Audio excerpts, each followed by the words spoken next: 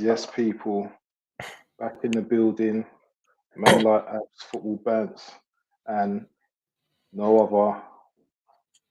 There is no other. Man like Tony Claude TV. How you doing, my bro? Hey bro, see man, I'm happy to be here, man. This is my debut actually on your channel, man. So I'm very happy to be down here, and just like how Luton Stadium looks like, that's how it might be today. Small, compact, Yeah, it's gonna be a family meeting on the Football Bands channel. So it's all good. Let's see if we can approach towards that eight mark when Weeza might join in, and let's hope that people will join in. I would say I have to still post more to let other guys pop into the show. definitely. Yeah, man. So yeah, let's just start breaking bread from now. So we done a watch along yesterday, Tony, Yeah, man. and the Arsenal and Wolves game, and I don't know. Although we won that game, Mm, I wasn't satisfied, man. I wasn't happy, man. mm, Am I being ungrateful, or is there something that we are missing? You know, mm. what is it? What is it about the Arsenal at the moment that we watch games, and although we're cleaning up teams, we're just not looking convincing. Mm. Tell me how did you feel about yesterday's game? See, abs. What more is there to say?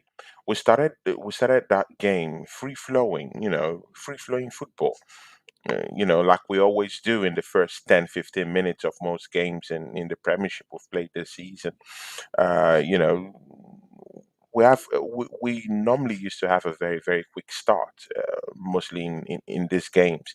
Even if we've turned into a second half team most of the time, we tend to drop off after the first 15, 20 minutes of the first half, and maybe in the second half then we come back and bounce back and try to get one or two goals and show a little bit of urgency.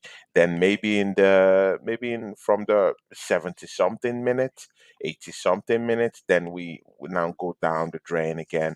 But see, that matchup against Wolves, yeah, despite them not having, mind you, football band, Lemina was not playing yesterday. Yeah, Gomez was also on a suspension, the same thing like Lemina.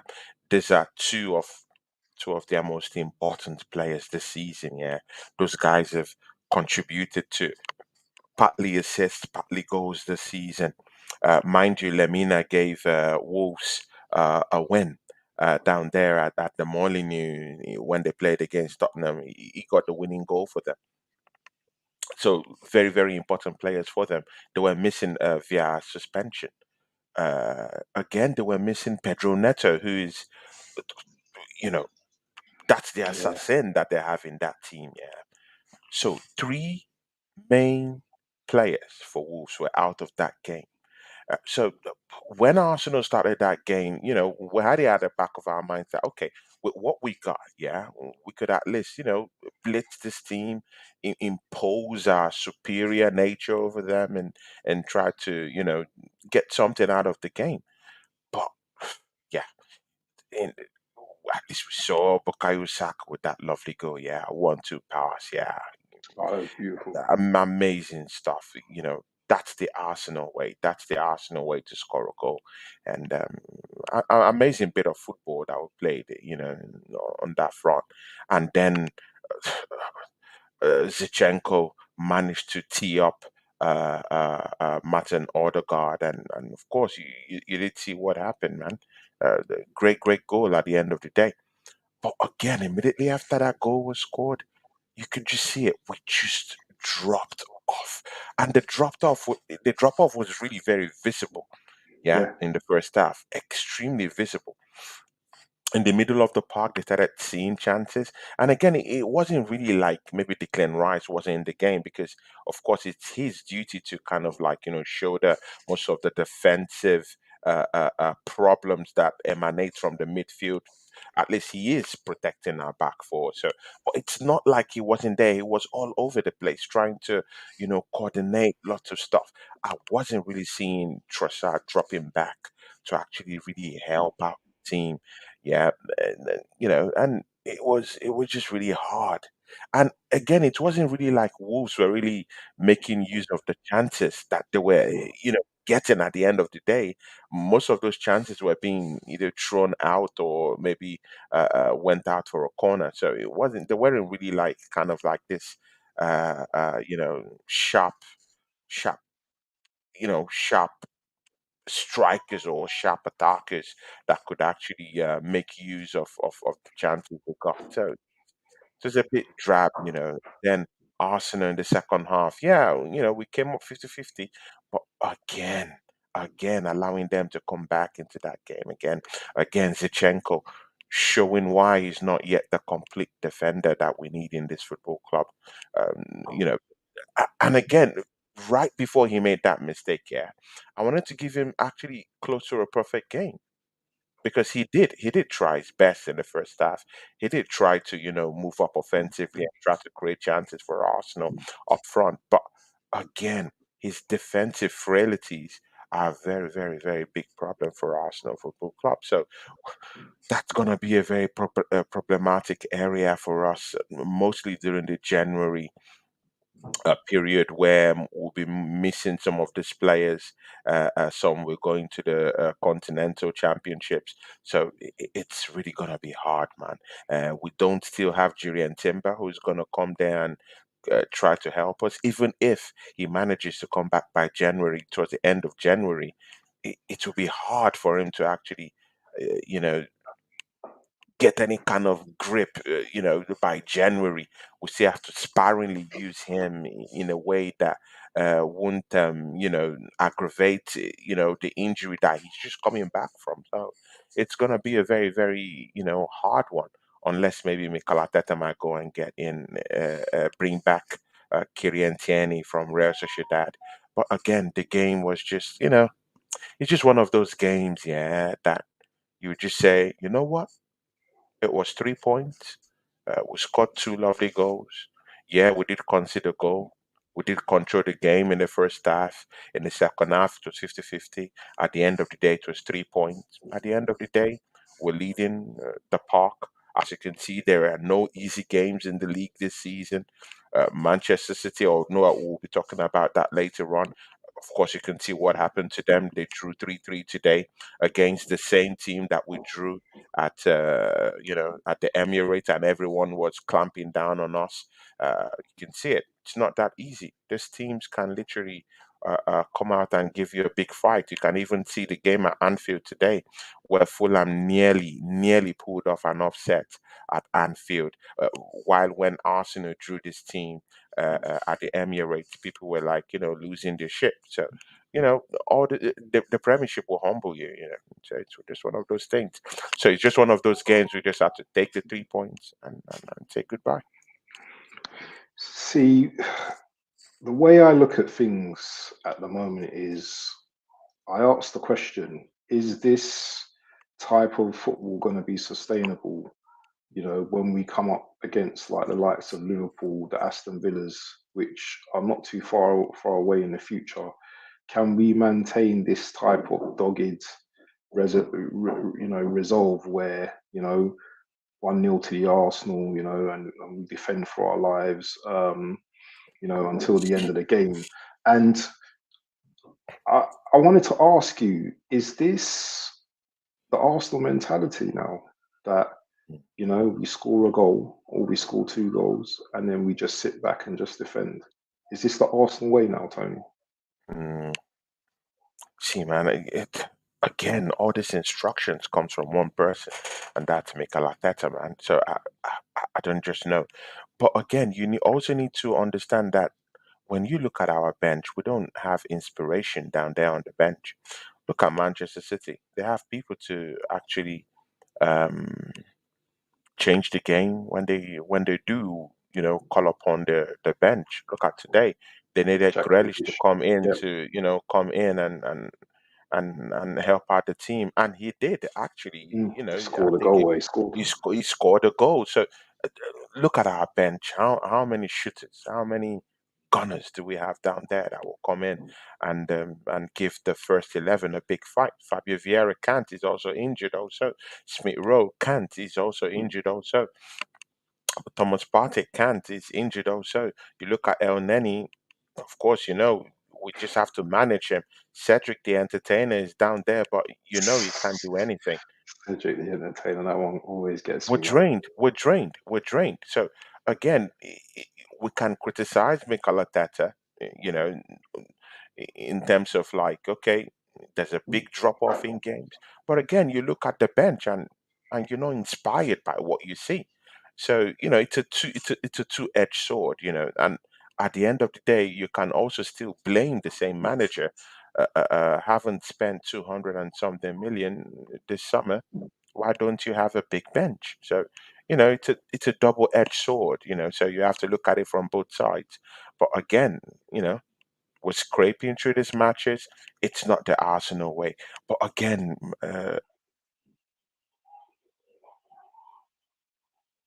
Have I lost you, Tony? You're frozen.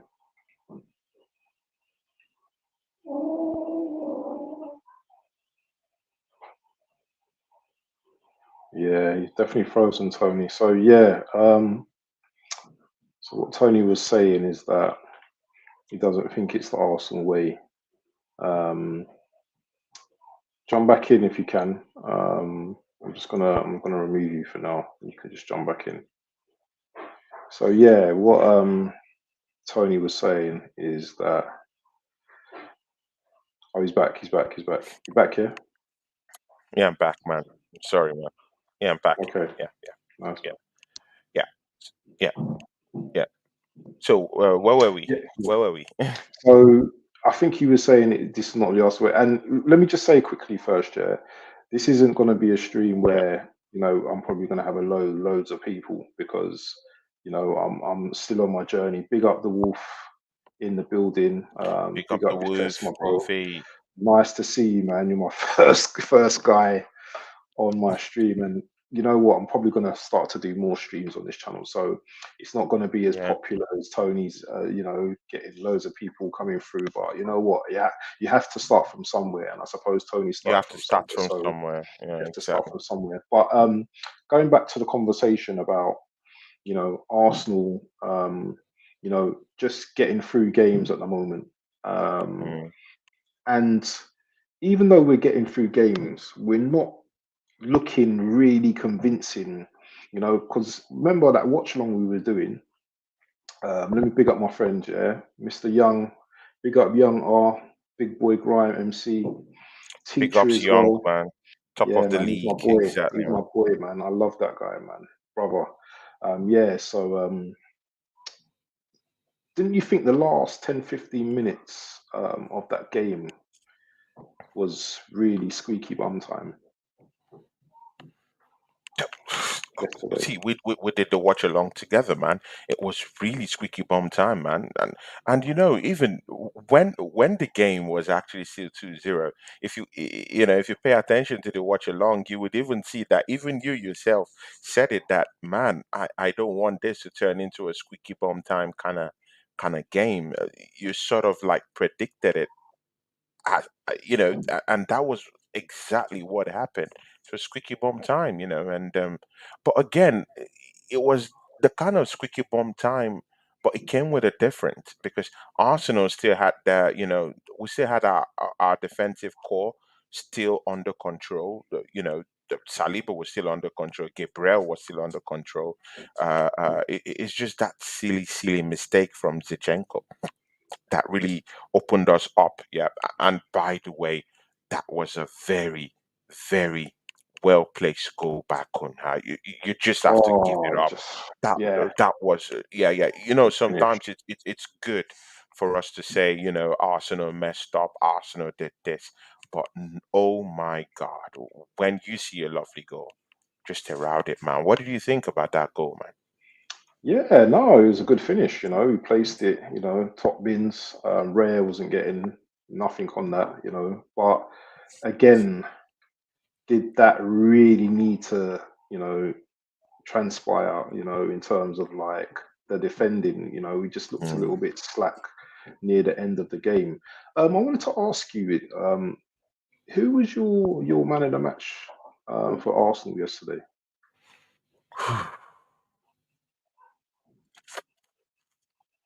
That shouldn't be a hard question, Tony.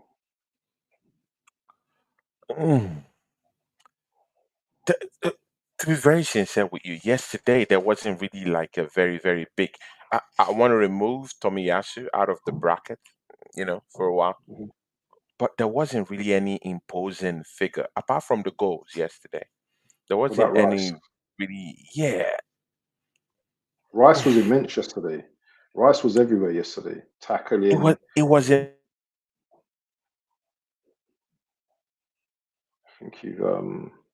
I think you frozen again, my bro. Man, that thin. Oh, you back? You back? Are you back? Yeah, I'm back. I'm back. Yeah, you're He, back. he You're didn't back. really he didn't really have an outstanding game. What? Are you serious? Yeah, you keep that face right there. Yeah. Let me talk now. Rice was breaking up a lot of play. He was Oh, he I'm was breaking starting up, right? attacks. Yeah, yeah, he was starting a lot of attacks. Um, excellent in the air. I thought Rice was very good yesterday.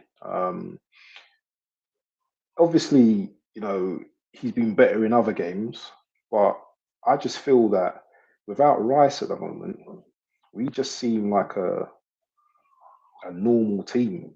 Without Mm, Rice in that DM position, breaking up mm, play, you know, spraying the ball left, right, yeah. just being there.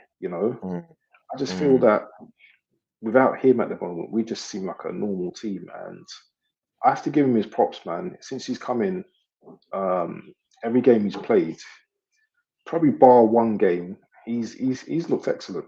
You know, Yeah, it's he's looked looked brilliant. excellent. It's looked excellent. Yeah, but again, that's what you get for spending 105 million pounds. It didn't come for cheap.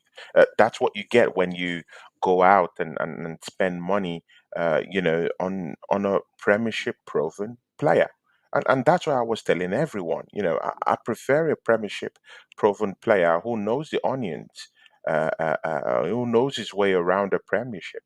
And then you go. It might cost you a bit, but just go and get him. And that's what I was telling people in the summer. And Bant, you can see it, yeah. It's down here. We still feel as if we still owe West Ham up to, maybe 100 more million or 50 more million, because he looks like the 200 million mark player. He is that guy.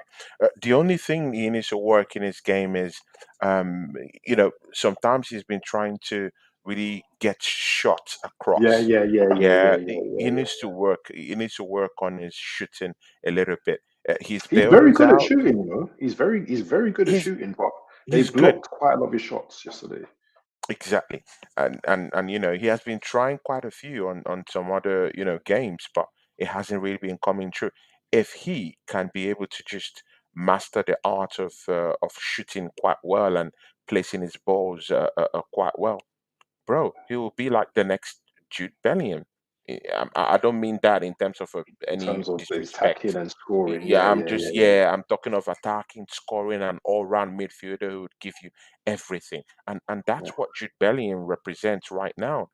yeah. He's attacking, he's progressing play. He also helps in terms of in helping in defensive duties. Also, he's that guy in the middle of the park you need to progress the ball. He's that guy you need, to get into the game, to open up the game more. He's that kind of guy that will get in attacking assets around. He's that guy that will spray passes here and there and get attacking players fired up.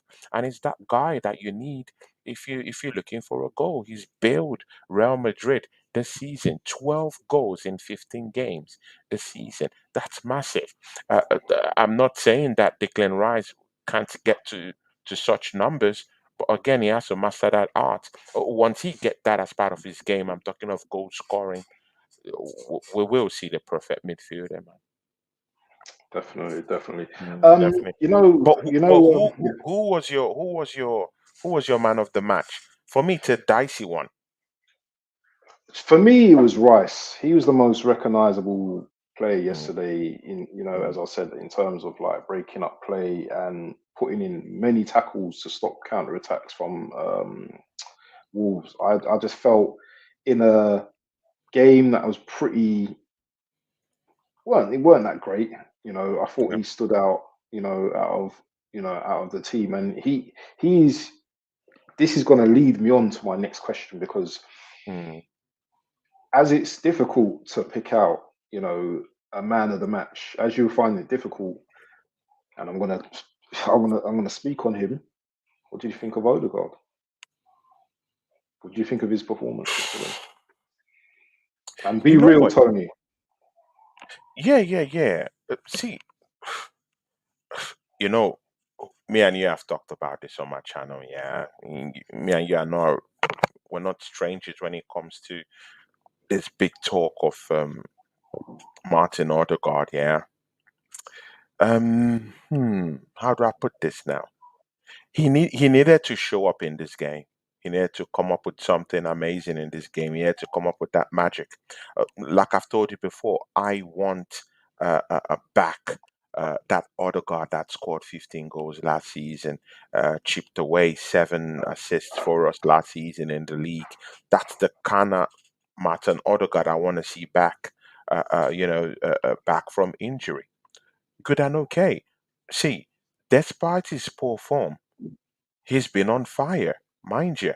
He's been scoring goals despite his, you know, shaky performances.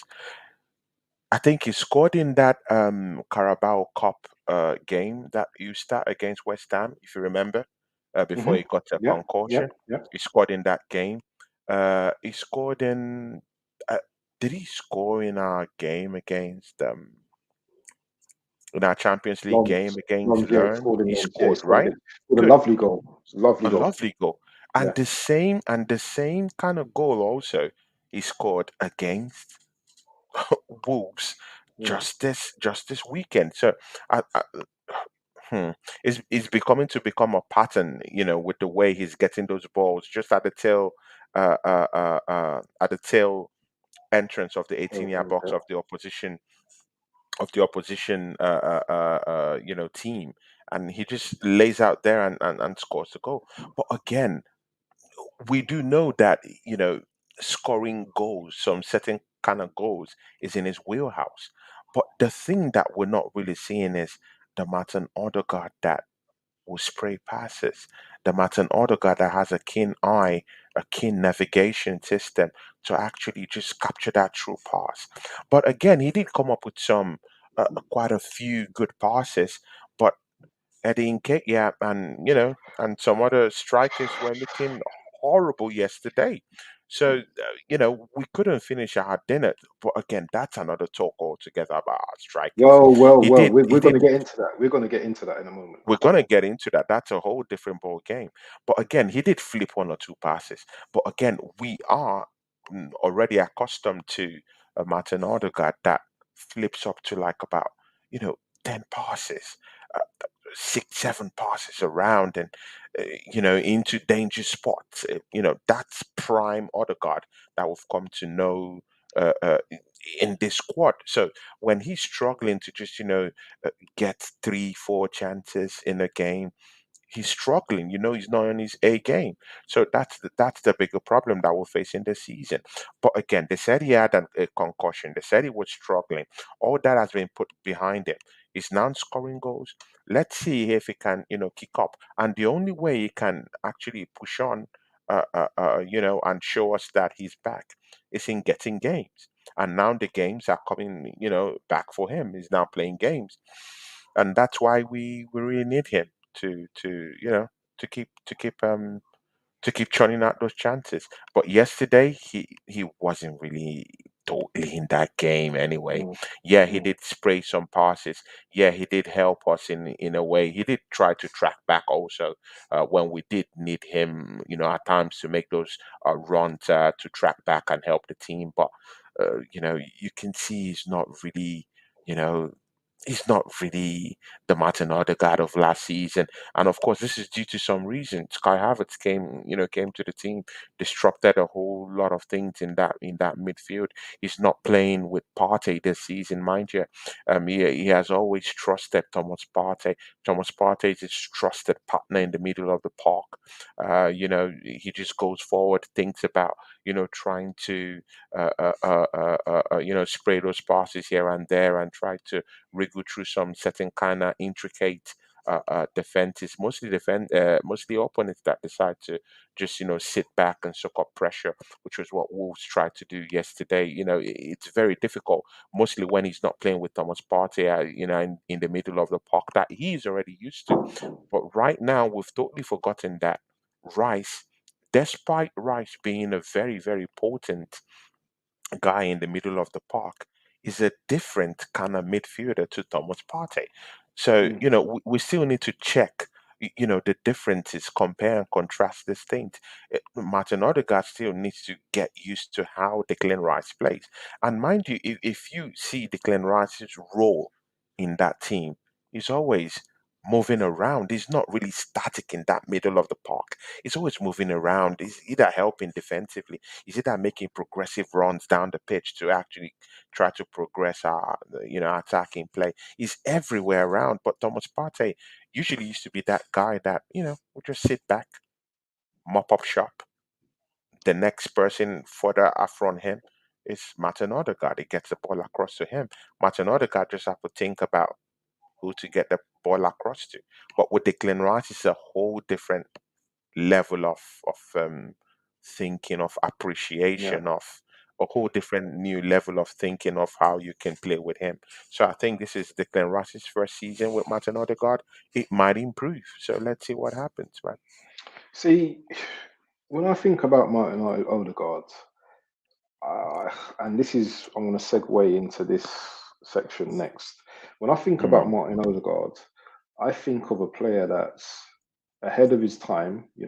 He's very forward thinking, and then I think to myself, does he have the actual quality he needs mm, in front of him? So I'm going to be very controversial here. You know, mm. is Jesus, is Eddie good enough? You know, for leading the line for us, because he's one of those guys. He gets the ball, looks at it, and he threads that ball. You know, Yeah, and yeah. most of the times our players are not. The movement's not there with our forwards. Mm, mm. Jesus, did you see that chance he had where the ball in the first half? I think the ball came in. All he Oh, had to do was just put his body in the way, and he kicked it over the park. There's my. no some that guy, yeah. He has no composure. I Mm, love mm, Jesus, yeah, as a player, but you have to think to yourself, yeah, if we want to win titles and we want to be in Champions Leagues, we need better quality. And as much as I like Jesus, and as much as he works hard for the team, we need more than just a workhorse. We need someone that, what, I have no respect for that goalkeeper. I'm shooting on sight. I'm scoring. mm. You know, Exactly. not someone that's gonna be like, oh, I've got to push. I'm gonna throw myself on the ground and start crying. Yeah. You know, Mm. I'm gonna completely miss the ball. Do you think Eddie should have scored yesterday? Because I think he should have scored. I don't think he was lucky. I think he should have scored that opportunity. Come on, man. Come on, man. He should have scored, man. The one that hit the post. The one that Oh hit the my post. God. Yeah, yeah, yeah, yeah. He He should should have have scored. buried that. He should have buried that, man. And Do and you think and we have a that's problem with strikers at the moment? Do you really think we have Arsenal have a problem with strikers? of course, man. We do, we do, we do, we do. Yesterday's game, we should have buried. See, Wolves were there for the taking yesterday. You do know this. We missed at least clear-cut chances yesterday. Gabriel Jesus missed at least three clear-cut chances yesterday. At least three clear-cut chances where he would have just buried the game for us. Edinke lost one chance yesterday. Uh, who else lost a chance yesterday? Declan Rice also lost at least up to two opportunities to actually score a goal yesterday. See, we would have on a good day, on a very very good day, Wolves would have been beaten by 6-7 yesterday. But again, we need to learn how to finish our dinner. But again, we can't finish our dinner when we have strikers that can't average 20 goals in a league season. So that's the bigger problem. We have a problem striking. Uh, And again, it's not surfacing right now because we are still, getting ahead. We're still beating these teams. So it's not totally pronounced right now. So what happens when, and again, I don't want to call it luck because when you call it luck, it takes away the taste of what we're doing right now because you can't say a team sitting at the summit of the premiership right now is leading the league with about 33 points from maybe, I think, how many games have we played? Maybe like 14, 13 games, 14 14 games. games or Yeah. so. In 14 games, and we have 33 points, leading the park with about, let's say, maybe about 2 points. You can't say that's luck. That's not luck. So so we've been getting goals, and actually, Arsenal is one of the four teams in the whole of Europe that have scored up to 100 goals this season alone. Is that true? Yeah. Yeah, yeah, 100 goals. yeah, 100 goals. Wow. Okay. So Yeah, that's pretty impressive. That's pretty yeah, impressive. yeah, yeah. Yeah. So that that's cool. I'm talking of this calendar year. Mm. So yeah. So that's big, man. That's big. But again, we still do need we need that January striker signing, man. We need it, man. It's clear to see. We might run away with this 1-0 2-0 wins in the league I'm talking about. But is it sustainable? That was just what you were talking about a couple of minutes ago. Is it sustainable? No, it's not sustainable. There will be games that we'll have to battle for these goals. Kai Havertz might not be the guy to come in and score those kind of goals for us. We need a hard battler, a hard attacker. It might not be Ivan Tony at the end of the day. It might be a Victor Osimhen. We need this kind of strong, 6 foot plus strong, mentally in it kind of striker, yeah. Hard battling, traditional number nine who would just sit in there in the 18-yard box and score goals for us. Technically gifted. If we get someone like a Victor Osimhen to be good, or even an Ivan Tony, I don't have a problem. He has shown that he can be able to get something like at least 20 goals. 2025 goals in a season. He has done it for Brentford, despite that was in the championship. But again, he has shown that he could score 20 plus goals. He has shown he can do something like that. So, if we get a decent striker that will want to take his dinner and eat it up, we can get it. Can get it. I hear that. I hear that. Okay. So you spent like about half Let an let hour on let's the shout game. let's shout out the Highbury local batcher, man. Oh Big up to wow! you. Oh wow! Big up Highbury, man. Big up Tony and Craig. Can someone tell Jesus is a winger? My number 9 is Ivan, and get rid of Eddie. My number 14 is Mbappe, Vlahovic, or Osimhen. These players are rapid. These Mm. players ASAP. Yeah, man. I'm feeling what you're saying, man. Let's Big up to let's yourself, take a Highbury. minute and let's take a minute and talk about that, man. Highbury local badger, man. Big ups to you. God bless you, man. Thanks for joining us on this channel. Yeah, man. Thanks, man. This particular episode, we decided to do it on Football Band's channel. We're growing the channel, so thanks for showing up and showing us some love, man. Highbury local badger, thanks, man. God bless you. Thank you, man. Yeah, man. So I was thinking about this as well earlier. It's just like Jesus is better on the flanks, you know. Ivan, in the middle, number 9. Eddie Mm. needs to go, yeah. Eddie And needs to go. Mbappe, 14 is Mbappe. He You needs know to that go. He 100%. needs You to know go. that He needs to go. 100%. He needs to go. Vlahovic or Osimhen, these players are rapid. These players ASAP. The only thing about the Osimhen, I think, is that I think he'd be going to Chelsea. You know, I think Chelsea are going to wrap him up I very don't know. I'm not. quickly. I'm not sure about that. He's also You don't looking think at. so? I don't think so. He's also looking at Arsenal Football Club. He's also Because we're in the looking at Champions Arsenal, League as and well, innit? exactly, exactly. So of course he's a big time player. He plays for Napoli. He's been to the Champions League lots of times. You know, he's an experienced player. He's that kind of guy that has a beast. He's a monster in front of the 18-yard box. He knows the post. He knows where the goal is. He's tall, big. He's a brute in front of goal. He knows what to do when what, you know, he knows what he should be doing in the 18-yard box. He comes with a caveat. He's not like that's why I said this statement from Highbury local Badger. It's a very, very big statement. There's a whole lot of trappings that's down there that we need to kind of like deconstruct. Mostly with Ivan Tony and Jesus and Oshimen down there. Oshimen is not this kind of striker that is going to sit back, drop his shoulder, and link up play. He's not that kind of guy. He's the kind of guy that he will situate himself in the 18-yard box. He will score goals. He's a traditional number Very good nine. in the air. Very good in the He's air as very well. good. Aerial battles is a Mm, different ball game altogether because, of course, he's 6 foot plus. He's that kind yeah. of guy that would, that would be very, very healthy in terms of like getting aerial battles and aerial duels. He's a hard-working striker. He's your traditional, typical number nine striker. Traditionally, what I mean, like your typical Van Nistelrooy, yeah, that would fight, for the ball in the 18-yard box. But he's not that kind of guy that will go link up play for you. He needs a potent midfield to actually help him to create those goal scoring opportunities. He's a goal poacher, if you want to put it in quotation marks. He's a very, very different striker from a person like Ivan Tony. Ivan Tony comes with a totally different trapping. He's that kind of guy that Hold would up, play, actually link up. hold up play totally, totally on point.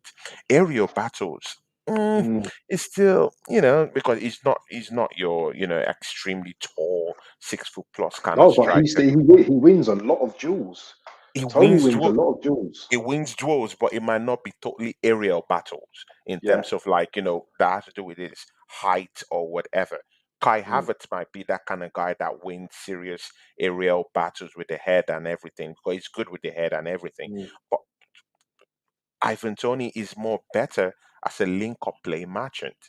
He mm. does that. He can drop a shoulder and look left and right, navigate the whole place around him, and know where to pick a pass and support other players. And that's why other strikers, maybe not strikers, but wingers around him have developed themselves more when he's been with them. Players like Weeza has been able to, you know, get in on the act and score some goals. Mbuemo has also scored some goals and is a very, very important part of that Brentford trio when they are moving forward because Weeza used to be on the left, Mbuemo on the right, Ivan Tony in the middle, and he Let me links ask up you a play. question. He links up play amazingly. So he's that Who kind of suits striker. us? Who suits us better than Ivan Tony or Osimhen? Which player suits Arsenal style better? And can we adapt to that player to another player's style? So yeah, Man, that's a big question, man. That's a I'm big asking question. you. I'm asking you that question. Yeah, I'm man. asking you that See, question. it's a big question. The reason why I said it's a big question, it's because of we have a certain coach down there at the Emirates. That's a Not bit very of good a with forwards, is he? yeah, exactly. And again, he demands a lot from the strikers. That's why strikers like Gabriel Jesus will struggle in this team because he has to do lots of link up play and he has to fight for the ball lots of times and link everybody up that is not really in the 18-yard box to strike the ball. So if you look at what he demands from his strikers, even if you're a potent striker, sometimes you might just totally check out when you're not in and about with that link up play stuff and you want to be in the 18-yard box to score goals and maybe that's not the tactics that the manager wants to play. Typical example is Aubameyang. after the I think after the second season, when Mikel Arteta, used him up to get the FA Cup immediately he came on. After the next season, yeah, banked some couple of goals, and then the next season it was off because the goals weren't coming. He wasn't linking up play quite well, and then he had to go. So that's the thing. This manager demands a whole lot of. Uh, uh, uh, uh, he makes a lot of demands from his strikers, and that's where Ivan Tony might come in handy because Ivan Tony is that kind of guy that can link up play. He's that kind of guy that can be in the 18-yard box and score you goals, just like your typical traditional number nine. He's that guy that can be at the end of it. He can run. He can out muscle players. He's bulky, and he can get at the end of goals. He knows where the net is.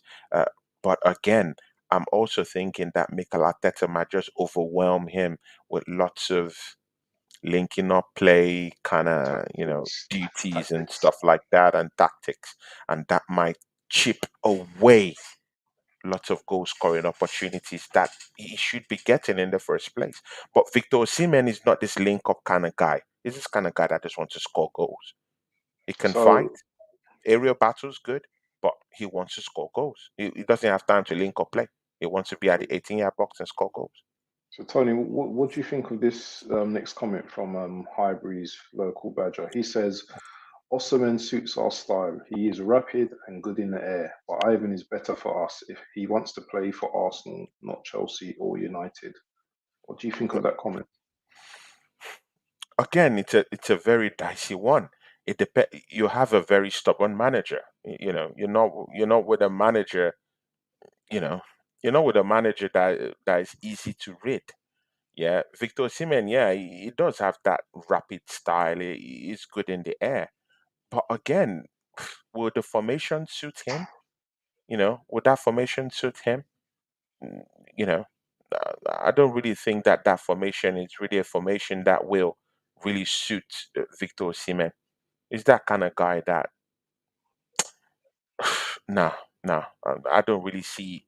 I, I don't want to put it in the way because see, if you get balls across to Victor Osimhen, he will score goals. That's the thing. But Mikel Arteta, the way he plays, he's gonna make him a little bit more redundant. That's why I see an Ivan Tony come in and score lots of goals because he will be more in tune with the way Mikel Arteta plays. And Mm. again, he already knows the Premiership. It's Premiership proven. So Victor Osimhen, still has, mind you, yeah, Highbury local badger. Osimhen still has to come here and understand the onions of the Premier League. The last time we checked, the Premiership is the best league in the world, in quotes. So we do know that lots of Italian players have come down here to struggle. I'll give you an example. Skamaka. You remember the guy called Skamaka who came in? Uh, Chamak, uh, Chamak, Not Chamak, Skamaka. He came in, Skamaka. yeah, Oh, the Skamaka West Ham guy, the West for Ham West player. Ham. Yeah. Yeah, Do you yeah, know yeah, where he yeah, is? yeah, Do you yeah. know where he is? He came less than a year ago. Do you know where he is now? Yes. Where He's is he? gone back. He's left. They've sold him off in Oh, less is than it? 1 year. Yeah, exactly. And it was And banking in he goals. was he's banging goals in Italy. It was banking in goals and back in Italy. So that's the thing. They usually don't. It might be the weather. It might be the whole thing with England. It might be the attitude. It might be the language. There's just something with Italian players when they come down here, they Yeah. struggle. Look at Mm. Koulibaly, one of the most respected defenders in the world when he was playing for Mm. Napoli. Yeah, because all these things you really need to check. The stats gives you, maybe not just stats, yeah, but again, these examples, yeah, of players that have come in, yeah, from Italy down to England, they give you a true picture of what these players will come in and face. Oshimen is a good striker, great striker. If he comes into Arsenal, I will take him. I like him. I want him, and he's also Nigerian too, so I'll Isn't take him he in my injury team. prone though, Tony? Though, isn't he a bit injury prone though? No, he's not injury prone, but of course he does get one or two niggling injuries here and there. But he brushes them off 2 3 weeks. He wouldn't really be that injury prone. He's not injury prone. He's a strong, strong player. strong player, very physical also. But he's that kind of guy that will jostle for the ball, in the 18-yard box. But he's not that kind of guy that would drop in deep and try to get the ball and link up play. I don't see him as that kind of a striker. So coming to Arsenal, where you will do such, you will have to do things like that. Okay, look at the game against Wolves. Yeah, Gabriel Jesus had to drop back and try to help defensively. Victor Mm. Osimhen in Napoli doesn't do that really. He's Tony always, does that. Tony does that though. Tony does Tony that. does that. Tony He's does at that. the back post. He's He's heading at the from off back. the His line. heading is Yeah, exactly. Victor Osimhen is not that kind of guy. I'm not saying he can't do it if the coach wants him to, but I'm saying with the way he plays for Napoli, he doesn't do that. He helps defensively at times, but he's not accustomed to do that. So if he comes to the Emirates and Mikel Arteta is telling him, "Hey, you have to drop back deep, help the team," it might that's not be really gonna. Yeah, that's not really gonna all go well. And again, he's a player with a big, big, big character. I'm not oh, saying I'm not saying he has behavioral issues. I'm just saying he is a big, big character. And mind you, he's not a newcomer to lots of controversies. His time at Napoli has been enshrouded with lots of drama and lots of traumatic things that have happened to him. His own club have made jest and clownish postings about him on their website. Lots of things have happened to Victor Osimhen. The manager down there has had problems with him. The board has had problems with him. So he's this kind of guy that has always been the poster boy in Napoli with lots of problems, and drama encircling him. So, if it comes down to Arsenal, he might be this kind of guy that, might have that, he might be a little bit touchy in a way, you know, he might be a little yeah. bit touchy. Anyway, just before we continue, I just want to just introduce one of the big Mm, four. You know, mm. big boy in the place. Man like Weeza, touchdown. What's going on? Yes, my Can you G. not hear me? Wagwan. Yeah, I can hear We you hear, loud and clear, we hear, brother. Oh, we good, hear good, you, Talk man. to us. We hear you, Talk to man. us, brother.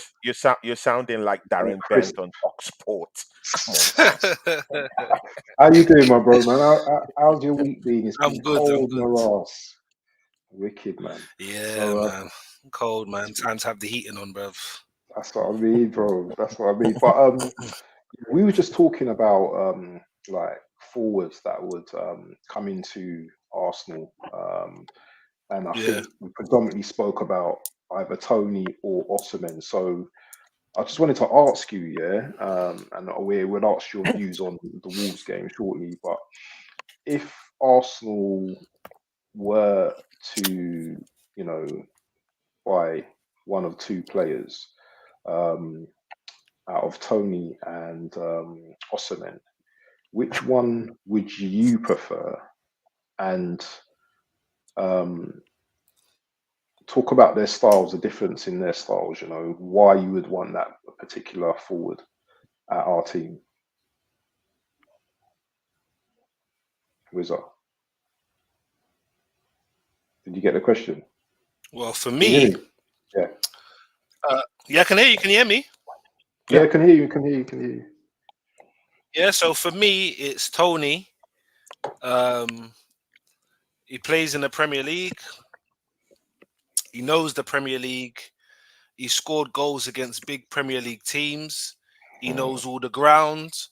Even him transferring from Brentford to Arsenal, don't need to move house. Just need to come to a new training ground in the morning, Look which at is that. not too far Look away at from the other one. I just think it makes perfect. I just think it makes perfect sense. But obviously, this week I have been hearing the Osman rumors. Um, and like Tony was saying last week, maybe because of Ivan Tony's the gambling, and maybe he might have a lot of attitude.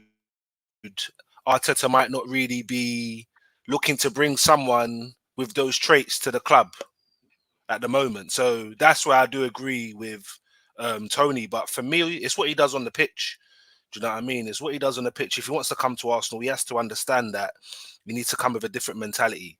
And to be honest, from what he's gone through, I think he was kind of ready to kind of be a different person, a bit more mature, and take responsibility for his actions. Yeah, that's a But good yeah, he's a point. Yeah. link-up man. He's good in the air. He brings people into play. I mean, I'm not saying that Osman's not good, but what I am saying is, it's the difference. Okay, let me explain it like this. Last year, we wanted to get Mudryk, yeah? And Yeah. we ended up getting Trossard. Now, Mudryk is still adjusting to the Premier League now. Mm. Trossard, because he knows the Premier League, all he had to do is get used to Arsenal's style of play, which kind of suited him. So to me, he sat right in and he hit the ground running. And I think this is the same. Well, I mean, we can't say because some foreign players have come and hit the ground running when they're coming from other leagues. Just what I'm saying. But I would expect Tony to come in and hit form quite quickly. Osman might need to get used to. Do you know what I mean? Like, as we always say, going down to Brighton on a Wednesday night when it's freezing cold, you're by the seaside, which makes it even colder. He doesn't know about stuff like that. Do you know what I'm saying? But some players adjust to it. I think it depends on the individual to me. But for me, Big Weeza, I want Ivan Toney. So yeah, that's the same with me as well. You know, like some people I talk to, they go, "Oh, well, he's 28. He's going to be 29 next year or whatever." And I'm just like, "Do you know what? This guy, yeah, he hardly gets injured. Yeah, he's quite consistent. You know, when he plays, I don't. There's not many. He doesn't have many bad games. You know, when you watch him, he don't have many bad games. And Yeah. you have to remember, he's playing for a team. Yeah, Brentford, they're fighters, isn't it? You know, they fight every game, isn't it? Kind of thing, isn't it? Yeah. You know, Yeah. so imagine coming into a team like Arsenal and people saying, "Oh, well, we won't be able to like adjust into Arsenal because you know what? Yeah, this is the way." Nah, man, the guy is hungry to play. Yeah, think about it. Yeah, he's hungry to get back in. Yeah, they're saying, "Oh, he's gonna take 2, 3 months to get up to speed." I don't think he will. I think he'll take like about a month probably, yeah, to get his match fitness, and he'll be back in the swing of things. Football is an easy game to play. Yeah, do Mm. you understand, yeah? Once you've got your Mm. fitness, yeah, and you know, and you're used Sourcing. to what you're doing, it's easy to get back into the game. Yeah, some Mm. people just make things so complicated, man. Do you know what I mean? And you know, Tony seems like the type of player that, you know what? Listen, when I come back, I'm showing, man. You know what? Yeah, this is what people are missing. Do you understand? Mm-hmm. Mm. The only problem for me is Brentford's price tag. You know, I'm hearing 100 mil and all them kind of things there, and you know, Arteta's not going to budge. He's not paying those big money there. So Okay, good. You see, it's good. It's good you brought up that discussion, man. I thank God that Weezer is also down here, and the local badger is also down here in the chat with us. See, Victor Osimhen is a different big fish altogether. Yeah, Napoli down there, they smoke a different stuff when you're talking about transfers. Those guys are killers when it comes to transfers. Yeah, huge amount of funds. That's what they that's what they require, while doing business. Yeah, shrewd businessmen. That's what those guys are.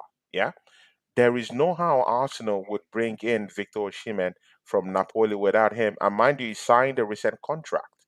So there's no way they're going to bring him, although they want to let him go. He can't leave that football club because the problems he's having in that football club.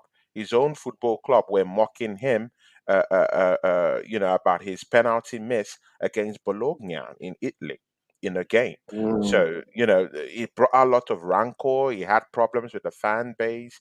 It's constantly having problems with the Napoli fan base, with the Napoli board, or the designer, the graphic designer who is at the football club designing stuff and creating videos on the internet for Napoli. So he has a whole lot of big issues brewing with Napoli. So they will ask for a sizable amount of money for that transfer. We're looking at 150, 130, and that's big money. That's big money. So it's better you go for the one that you can, toss in a few players down there that are willing to go there in terms of you can throw a sweetener to Brentford. You can tell them, you know what, yeah, you're going to lose Ivan Tony anyway because Chelsea or any of these big clubs are going to go get him. So, in other words, we have players that are going to soften the blow for you. Eddie Nketiah is a Brentford level kind of player. Mm. We can sweeten the deal. 100%. Exactly. We 100%. have Emmy Smith Rowe who's down there. We can sweeten the deal. They just move Mm. across London and it's all good. And these are typical London boys. They will want Mm. to, if they're not getting constant game time at Arsenal, they can just move across the road, get to Brentford and get playing time. So we can do exchange in terms of like, exchanging players and maybe a little bit of money to go with it, it will be okay. But we can't do that same business in Italy. It will be very hard No, before. Napoli, yeah. Exactly. It will be very hard before we do a deal telling Napoli to take Eddie Nketiah. They don't need Eddie Nketiah. They don't rate Eddie Nketiah. With Brentford, they might rate him because he's a typical London boy. He's English. He just got called up into the England national team. He's good. He's okay for them, for their level. He can score goals for them, And again, he's that kind of player that there's a whole lot of pressure at Arsenal. Arsenal's a bigger football club than him. So if he moves down the road, it's not a problem. But before you tell an English guy to move down to Italy, get settled down there, he'll kind of like think about it twice. That Smith Rowe might not want to go there because of his injury concerns down there too. But with Brentford, he might say, okay, good. It's closer to home. I can take care of myself. I can do things down there. I can have a fighting chance down there in England. So why would I go to Italy? So we can be able to shorten the amount of money we can pay to Brentford. Mind you, Arsenal and Brentford have good business going. We've just already permanented. We've made the deal permanent. I mean the deal for our goalkeeper David Raya. We've also done that business also. By the end of the season, everything will be straightened out, everything will be confirmed.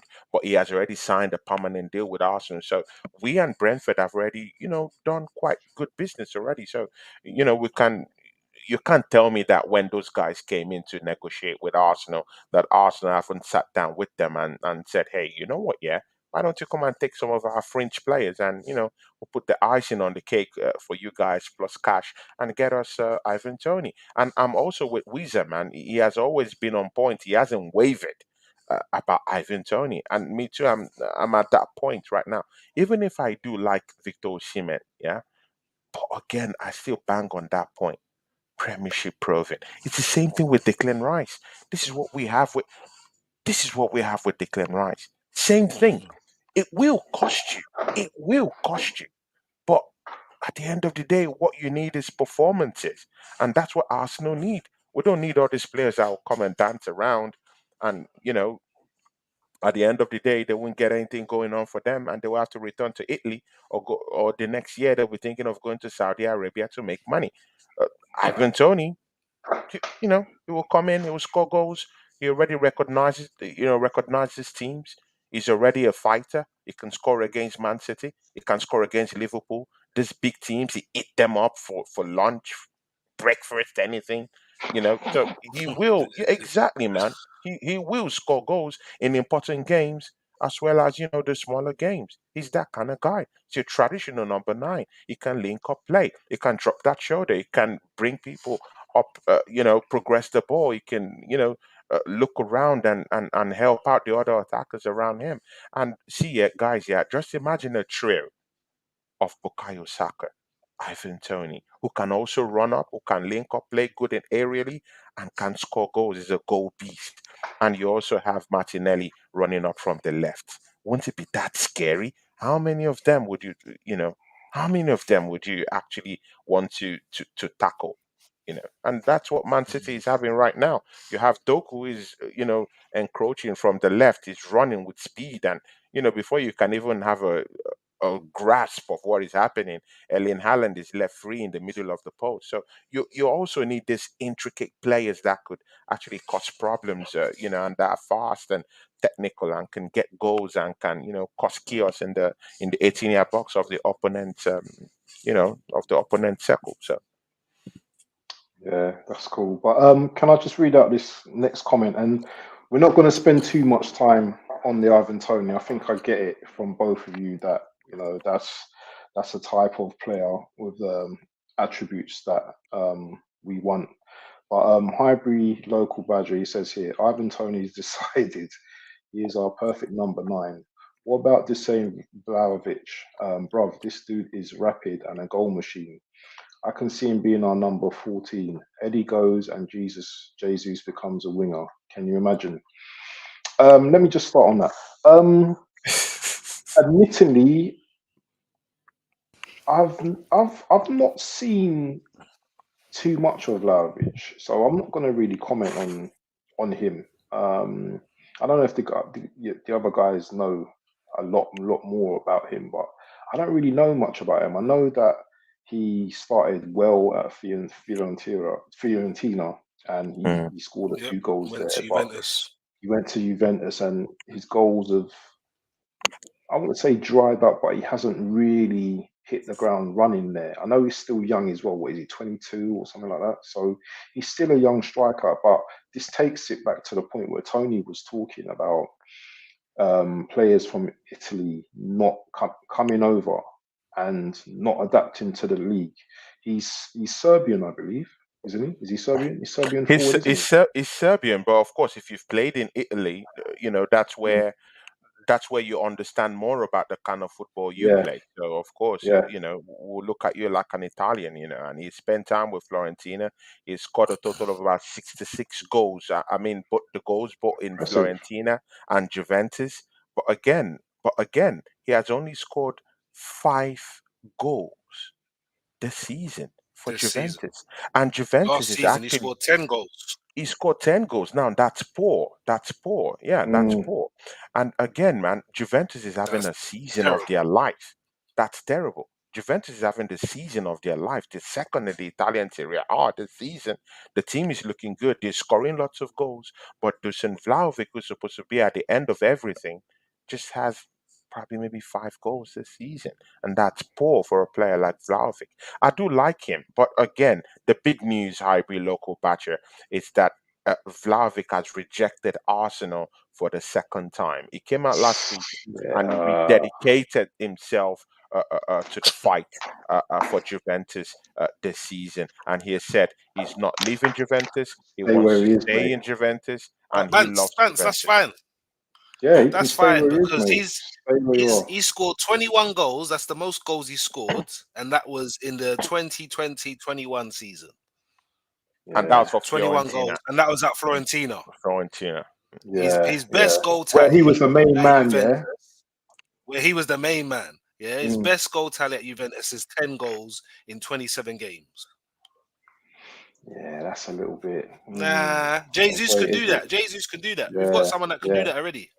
yeah, yeah, Yeah. yeah.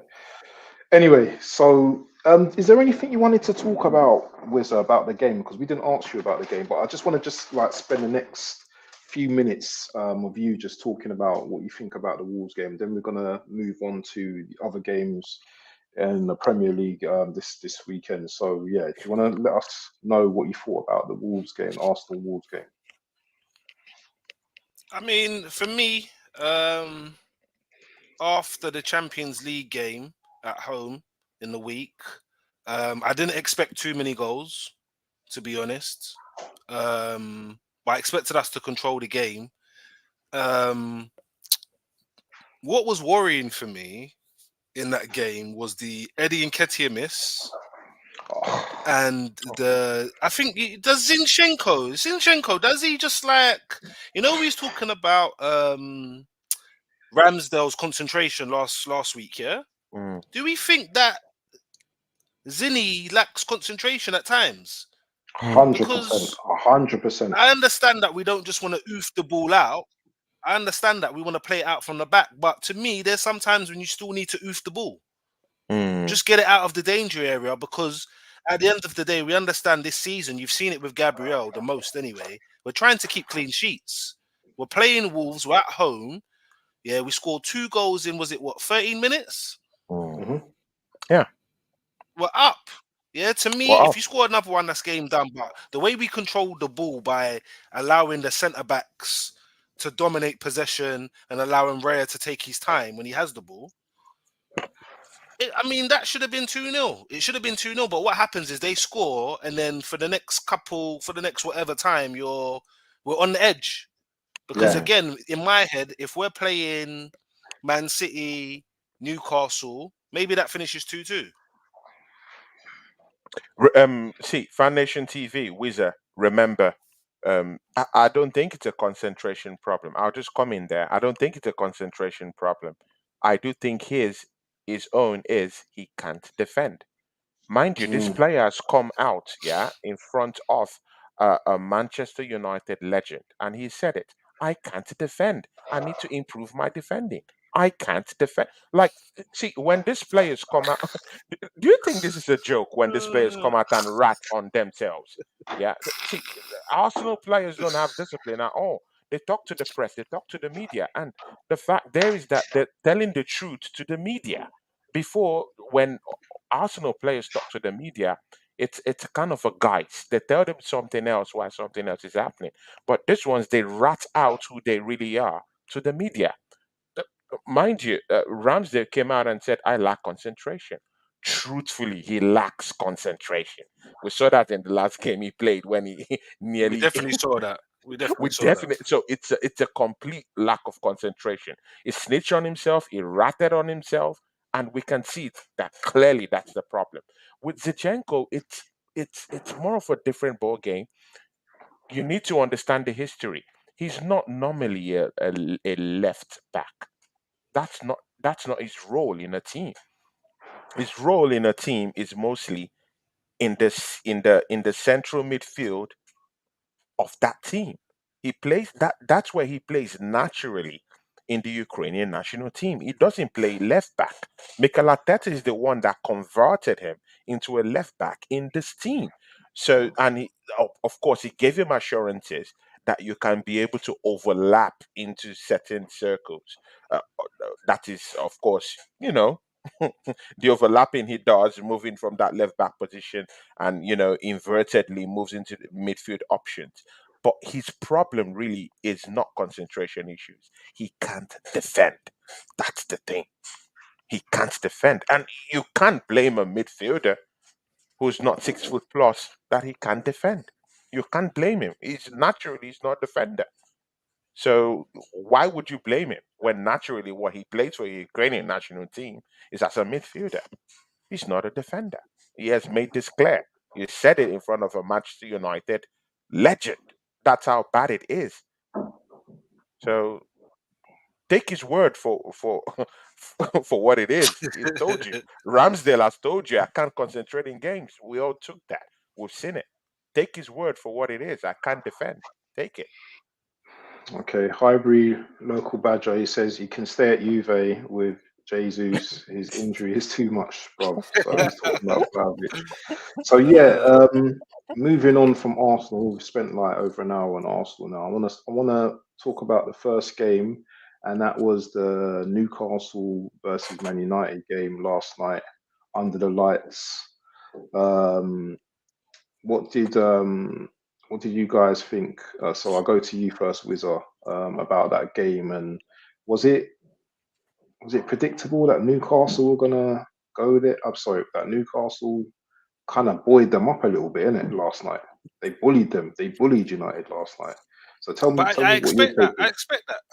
The thing about it, I expect that with Newcastle. At the end of the day, they've got good footballers, but in terms of ability, in terms of skill, you're looking at a few players. A lot of the players are playing with heart over there. Yes. And when you play with that crowd, it's easy to do that if you're that Mm. type of player. So I expected them. I expected them to bully up Man United, because Man United ain't really getting on with anything at the moment. They've bought a striker. Obviously, he only scores in the Champions League at the moment. He just, again, as we're saying with Tony And Victor, he's adjusting. He's adjusting to the league. That's what it is. You understand what I'm saying? Man United, they're dropping points every week because the striker is adjousting to the league. You understand what I'm 0010 saying, Mark? Hoyland, huh? Yeah. 0010, yeah. And You guess where understand what he I'm came saying? from? Like, he's He came adjusting from to the league. Italy. Guess where he came from? That's what Italy. I'm saying. It come from Italy. So it's like, at the end of the day, yeah, Rasmus. Newcastle are on the up. You know, they're trying to with beating PSG at home and drawing with them away. Confidence is high. They're in the Champions League. Do you know what I mean? Like, they're doing great things over there.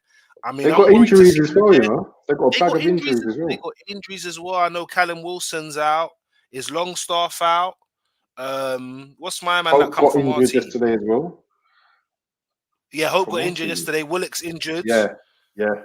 So A they bag of got a injuries. few people out. Do you know what I'm saying? So I mean, they're doing really well. They're doing really well. They beat Chelsea. Now they beat Man United. Like, obviously they beat us. So do you know what I mean? Like, it's going down at Newcastle, man. And I always say those fans, they have the furthest to travel all the time. Those Mm. passionate fans that you see at Arsenal in the away end with no top on in November, in December, in January, they deserve that, man. Them man Mm. deserve that, man. So, do you know what I mean? We got to get them back when we face them. But yeah, nah, big up Newcastle, man. Listen, I want Man United to finish in the second half of the table, man. You see, all Man United fans, if any Man United fan is watching the show now, I don't even have hate for Man United. Do you know what it is? In my Brutal, man. time growing up, yeah, they've just won too much. That's it. Mm. Their trophy they were buying cabinets to put these trophies in. We still got the same old trophy cabinet trying to fill it in. They've had enough glory. They need to be able to share some of this glory with everyone else, bruv. You understand what I'm saying? So yeah, Man United are done out here for me, man. Weeza is shameless, man.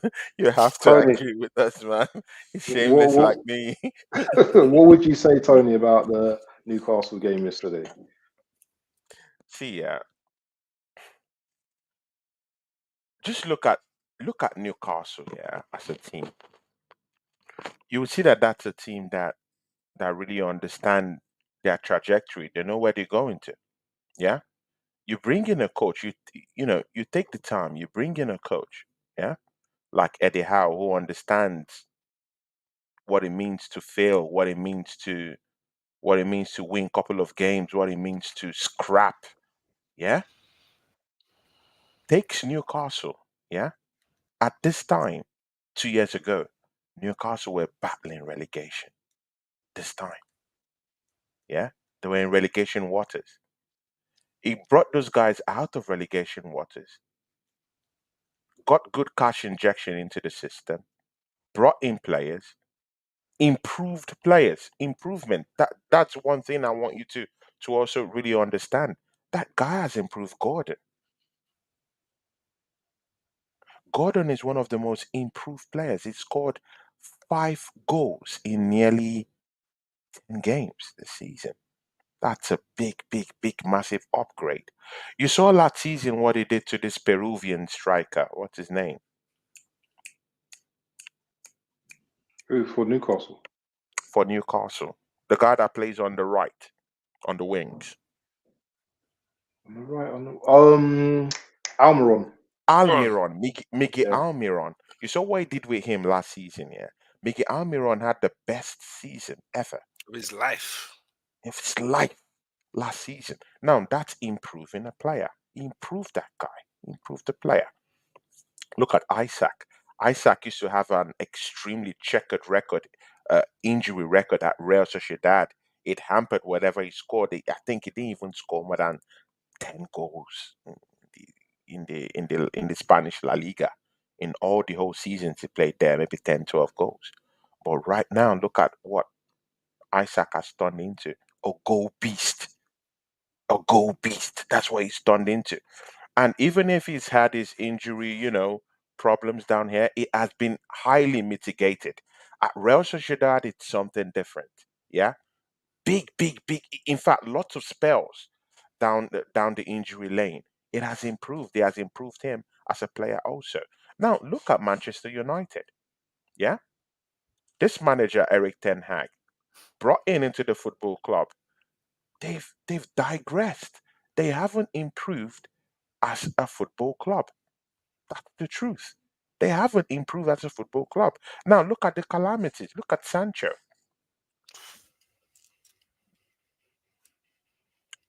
Totally, totally shit. Hasn't improved. What's happened to Rashford as well? It's like, Threw him away. That's a bigger question. That we're what's going happened to to that. Rashford? Rashford had his great Bro, season their last whole season. team, their whole team. See, okay, you want the quick one. Let's go to the quick one. Rashford. Do you know what he said today after that game? No, Yesterday. yesterday after that game. Do you know what he said about Rashford? Mhm. That he was gonna have words with Rashford about his form. Now, when you start having those type of public notifications, with your senior players in your own team. And again, you've already had this type of problems and calamity with senior players in your team already before. The list is endless. Uh, he's had it with Ronaldo, club legend, went out of the football club, disgraced, left the football club. You've had it with Sancho. Maybe he might not be a senior player. Good. It's out of the whole thing. He had it with Marshall at the start of the season. Good. We've seen how that one's career is right now. Maguire, who you wanted out of the football club, you stripped the guy off his captaincy. Yeah. Now that's the same guy you're relying on right now to actually keep your back four in shape. This guy's a goofy man. You went to bring in a goalkeeper from Inter Milan. Now, see, this whole picture, you see the progression, yeah? We talked about Schumacher. We talked about the other Italian player who came in who couldn't score goals. Now we're now talking about another player who came in from Italy and is finding it difficult to even have a decent save in Manchester United.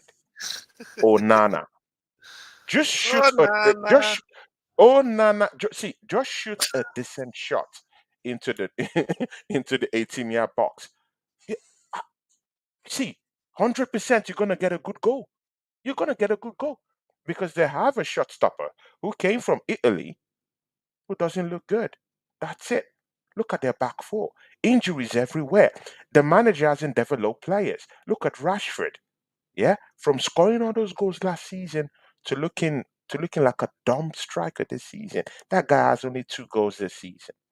That's how bad he is this season. Who do you blame? The manager is to blame. And to be very sincere, I'm shocked why that guy still has a job in Manchester United right now. But you know what, yeah? As an Arsenal fan, Lord may it continue. I want that guy to still remain in that football club, take that club down the drain, just like Weeza have said. Bottom half, in fact, how about them fighting for relegation? Because the form they have now is relegation form. Hope you know. Ah. It's relegation form. If it continues, man, and mind you, they're not safe. They've not gotten to 40 points yet. It's still about 20 something points. They might not get relegated. I clearly understand that. But they will be in and about the waters very soon when these other clubs start winning games and are, going towards that top six, top eight. Aston Villa have already solidified their place in top four this season already.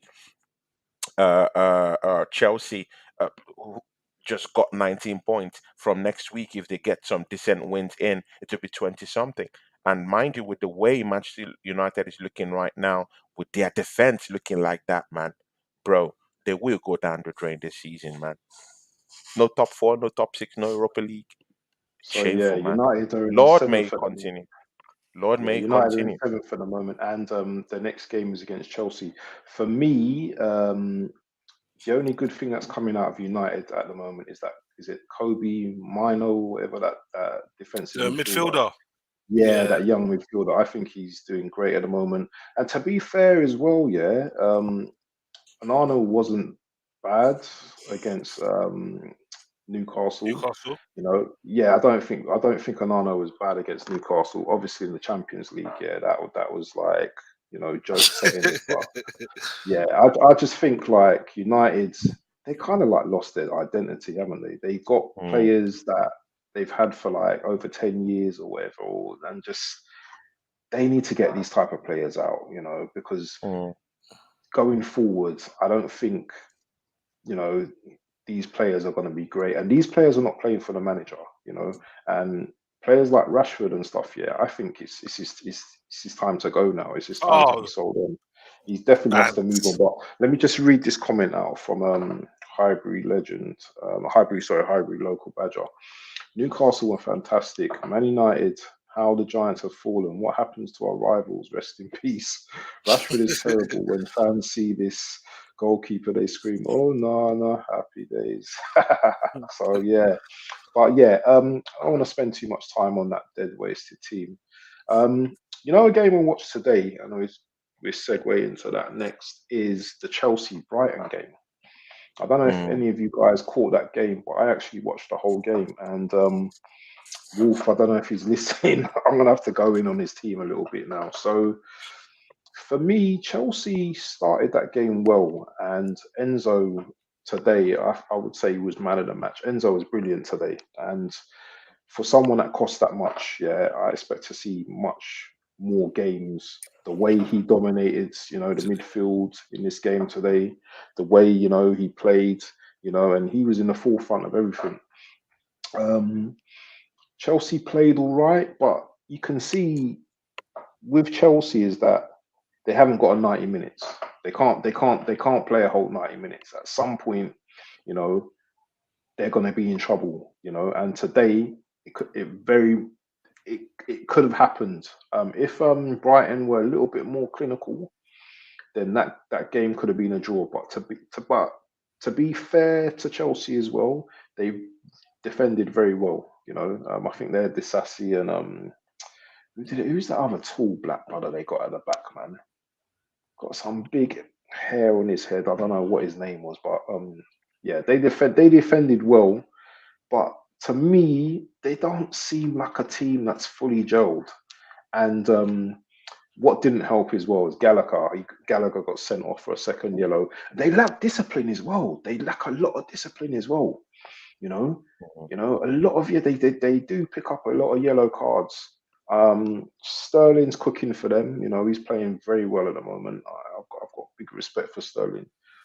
And yeah, they I don't know with Chelsea, man. Do you know what I mean? They're in the top half of the table now, sitting on 10th, but they're going to be a team that they're going to win some games and they're going to lose games as well. So I think they're going to be very inconsistent this season, but we'll see what happens with them in it. You know what I'm saying? So that's all I really got to say about that.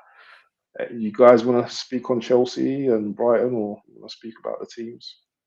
So Tony, do you want Wait, to go first? okay. See, I did a watch along for that today. That guy Simon Chelsea. See, yeah, it all boils down to it's a young team. Yeah, they have to gel together, and see, these are these are the things you have to face when you're in a phase one. When Arsenal when Arsenal faithfuls were saying, we're in a project, we're in phase one of our project, people are laughing. They were laughing. And this is what they're facing now. And this is phase one of the new regime. This is the project they have to face. And facing this type of project, these are the type of scary moments you have to, face as a team. You're building a new team from the ground up. When Todd Bowley, got the reins of power, he just wanted to, destroy everything and kind of like, just build from the ground up a different team. Gave a flimsy contract to younger players, filling up their pockets with lots of money and getting them to sign slave contracts for 8 years and this and that. But again, he's done smart business. They've done smart business actually. They've weakened, you know, lots of substitute bench. Look at Mason Mount, 60 million, to Manchester United. Look at Kai Havertz, 65 million. So they've been able to do smart business. That's the thing Todd Bowley has brought to that football club. But again, younger players in the Chelsea team to take time for them to actually, get that cohesion, in that team. So any. Hmm. wherever we see them this season, yeah, we just have to accept it, because this is the first phase in that project. So good and okay. Let's go into today's game against Brighton, guys. Yeah, Mitoma back, Adinga back. They have all these killer players around them who can change the game. For Brighton, and if they do need a goal, that dangerous team that could hit you on a counter attack when you're feeling so comfortable. They've done it before to Arsenal. They can keep you on your toes because they have the players to orchestrate such destruction. So Chelsea scoring 2 goals, yeah. Did you For think that was a me, penalty, Tony? Did you think Mudrick? Do you think that was a penalty? I felt that was a Very light soft, penalty. No, very soft. it was very soft. It was very soft. But again, they are at Stamford Bridge, so of course, Mm. the Vociferous fans also have a role to play in those things too. So but again, 2-0 up, good, up and running. I love it. It's good. It's okay. But again, Chelsea Football Club, game after game this season, they've shown that their defense is a big problem, and it's their Achilles, is their Achilles heels, for them. It's very hard for them to defend this season. Look at how many times they scored goals against Manchester City, but they kept on shipping in those same goals, the amount of goals. Again, they've conceded lots of goals from being one of the best defensive side this season in the first 6 games. They've turned into one of the most, battered teams, and in terms of goals considered this season, very high. And again, that's due to Silva, who's getting a little bit older in that team. No cohesion in And that that. team. Acosta not looking good.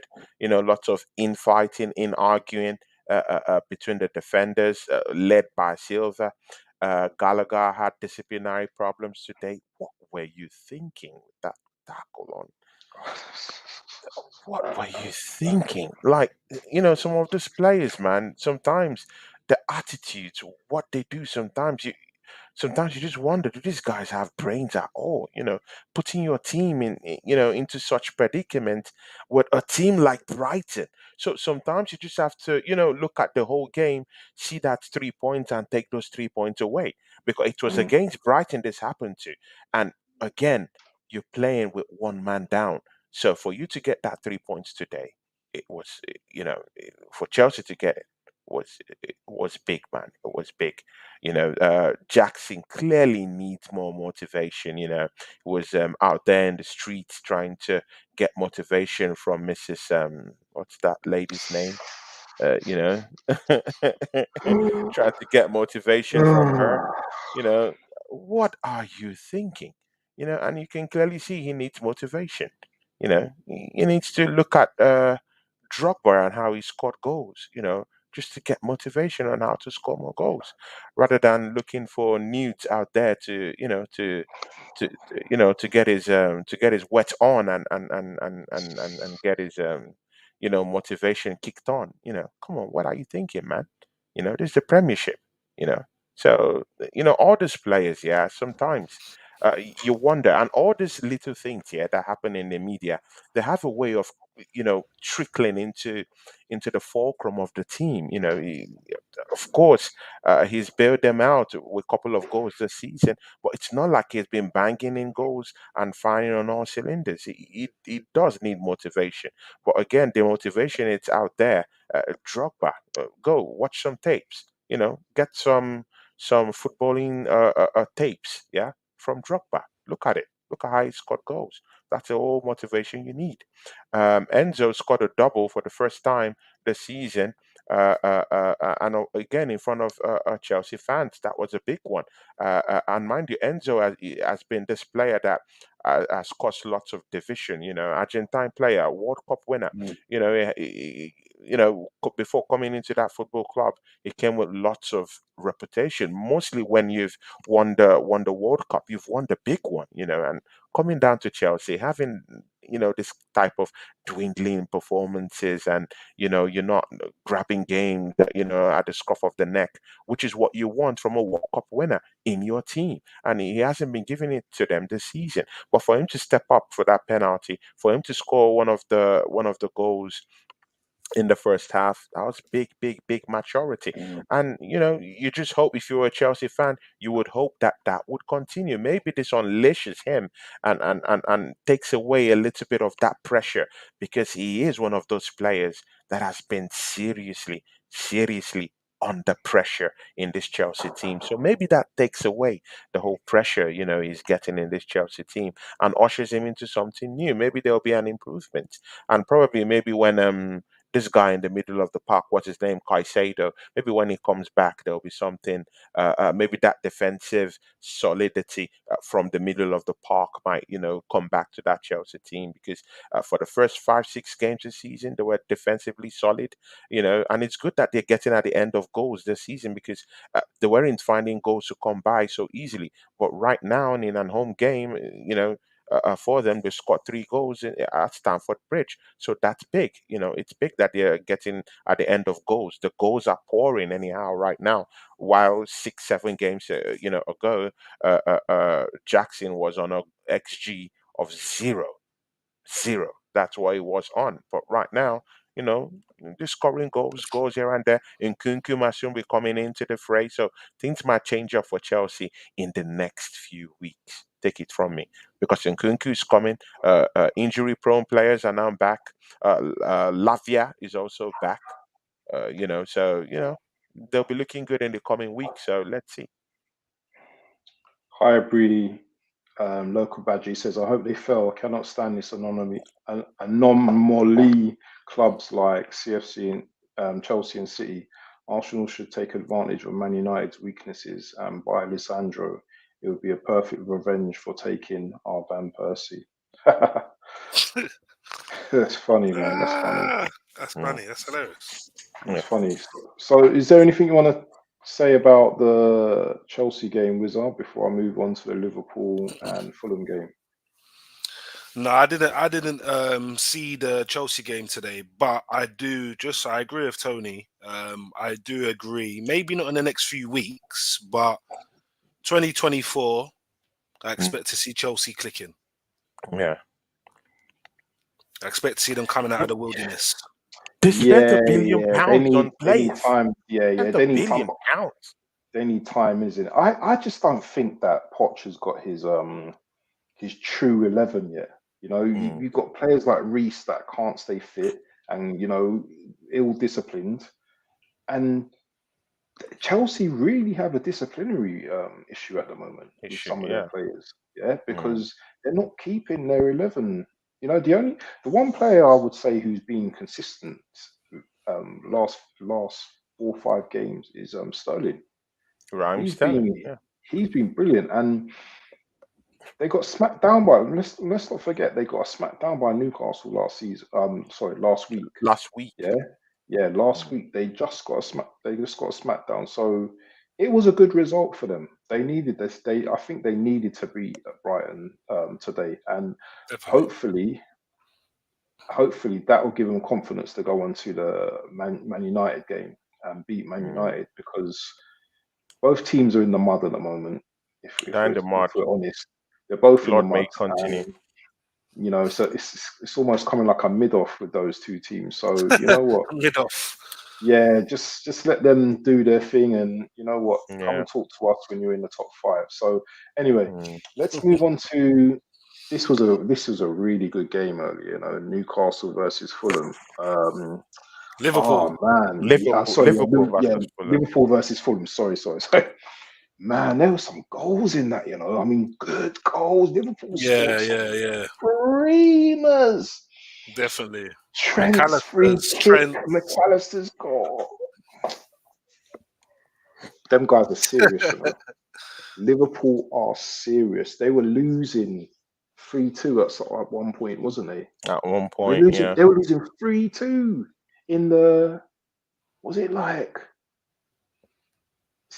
was it 70th minute? I can't remember what minute it was, but They turned They it were losing. around. They were losing 3-2 up till the 86th, 85th minute because they scored two goals in. They scored two goals in 2 minutes. They They're scored serious one in the contenders, man. 86th Yeah, minute, and they scored it in the 85th minute. They scored, and Arnold it's also Endo, scored isn't the it? winner in the 87th minute. So They are title contenders, aren't they? Oh, definitely. There's no if or buts about that. They're definitely going to be a team that is going to, run us and City right down to the final hurdle. mhm. What do you think of Liverpool's chances of winning the title? And do you think that Arsenal going to Anfield will be the most difficult it's ever been since well, we don't get a result there usually anyway, but do you think we get any change there? That question's to Weeza first. I hope so. I mean, it's been a minute, and we nearly done it last season. Mm. And then the tables just turned. So we're due a win there. I think that's the 23rd of December. I'm really looking forward to that one because we're due a win there. We're playing, we're holding the ball a lot longer to stop the opposition getting the ball to run down time while we're still playing football. Um, and we They're started that different last beasts, though, season. man. We started that last Yeah, season. I think Liverpool it's are going to be an different, open though. game. It's going to be an open game. It's going to be like a 3-2, 4-3. It's going to be an open game with goals, definitely. We've got them in the FA Cup as well, isn't it? And I got them in the FA we've Cup got as them in the well. FA Yeah. Cup draw as well. So, man, we're going to be doing some bridesmaid business with these guys. Do you know what I'm saying? Yeah. So, what do you think, Tony? What do you think of Liverpool? Do you think they are genuine title contenders? And He knows do they're you the real think, deal. Tony knows. yeah, He knows. do you think, do you He think knows. that we're going to have problems playing See, them? guys, there's nothing to say again. Wizard said it all. Wizard said it all. This guys, see, but you know what the thing I'll add, yeah, to this, yeah, about this Liverpool thing, yeah. Do you see the way they're moving in the league this season? They're moving quite quiet. It's like they have Quietly. this, Yeah. it's like they have And this under Lingers, the shadow. radar. lingers. Under the Yeah, radar. exactly under the radar, and that's how I wanted Arsenal to move this Yeah, season. In fact, I didn't definitely. even want Arsenal to be number one this season Yet. in And the it's too table. early. Yes, It's too it's early. too early. Mm, Yeah, mm, I Yeah. mm, wanted mm, to mm. move in the way. See, they're moving in codedly, codedly. You can see they're not actually a target. No one is actually saying, Liverpool is looking too good. They're looking too massive. Like there's no big expectation for Liverpool right now. And again, coupled with the players they got this season, yeah, mind you, they're playing with an entirely refurbished midfield. Hope you know. Gravenbach just came into this football club. McAllister just came into this football club. What's that other guy's name? Shalatbolai just came into Yeah, this football club. Yeah, They yeah. have a refurbished midfield, and that's why the spotlight isn't on them because there's this belief that those guys have to get Time. used to each other. They need time to play. But people have totally forgotten that they still have some, you know, some Salah, Van some Dijk, deadly factors down there. Salah, Van Dijk is Trent, still down there. Trent, Salah is still down there. Mind you, Robinson, people Diaz, have totally Nunes. forgotten that Diaz. Cody Gapco already got experience from last season in the running of last season and already carried Serious it team. down to this season. He's scoring goals, he's looking good. They have Nunes from the bench, who necessarily doesn't have to play all the old games, who necessarily can just sit down, and when Cody Gapco can't score again, he can be called upon to score some goals. Mohamed Salah is having the season of his life. He's scoring goals. He's getting penalties from here and there. McAllister scoring goals from the middle. See, is there anything Liverpool can do right now? They're looking good. Jota is scoring goals, but the only advantage we have right now is that Jota will be out Oh, for he's the injured. Arsenal game. He's injured. He's out injured. He There's loves he one loves playing other against player. Arsenal, man. Exactly. Allison would also be out for that game too. So we might have that a Oh little yeah, bit of Alisson's out, isn't it? Allison is Yeah. also out for that game, so we might have little advantages here and there.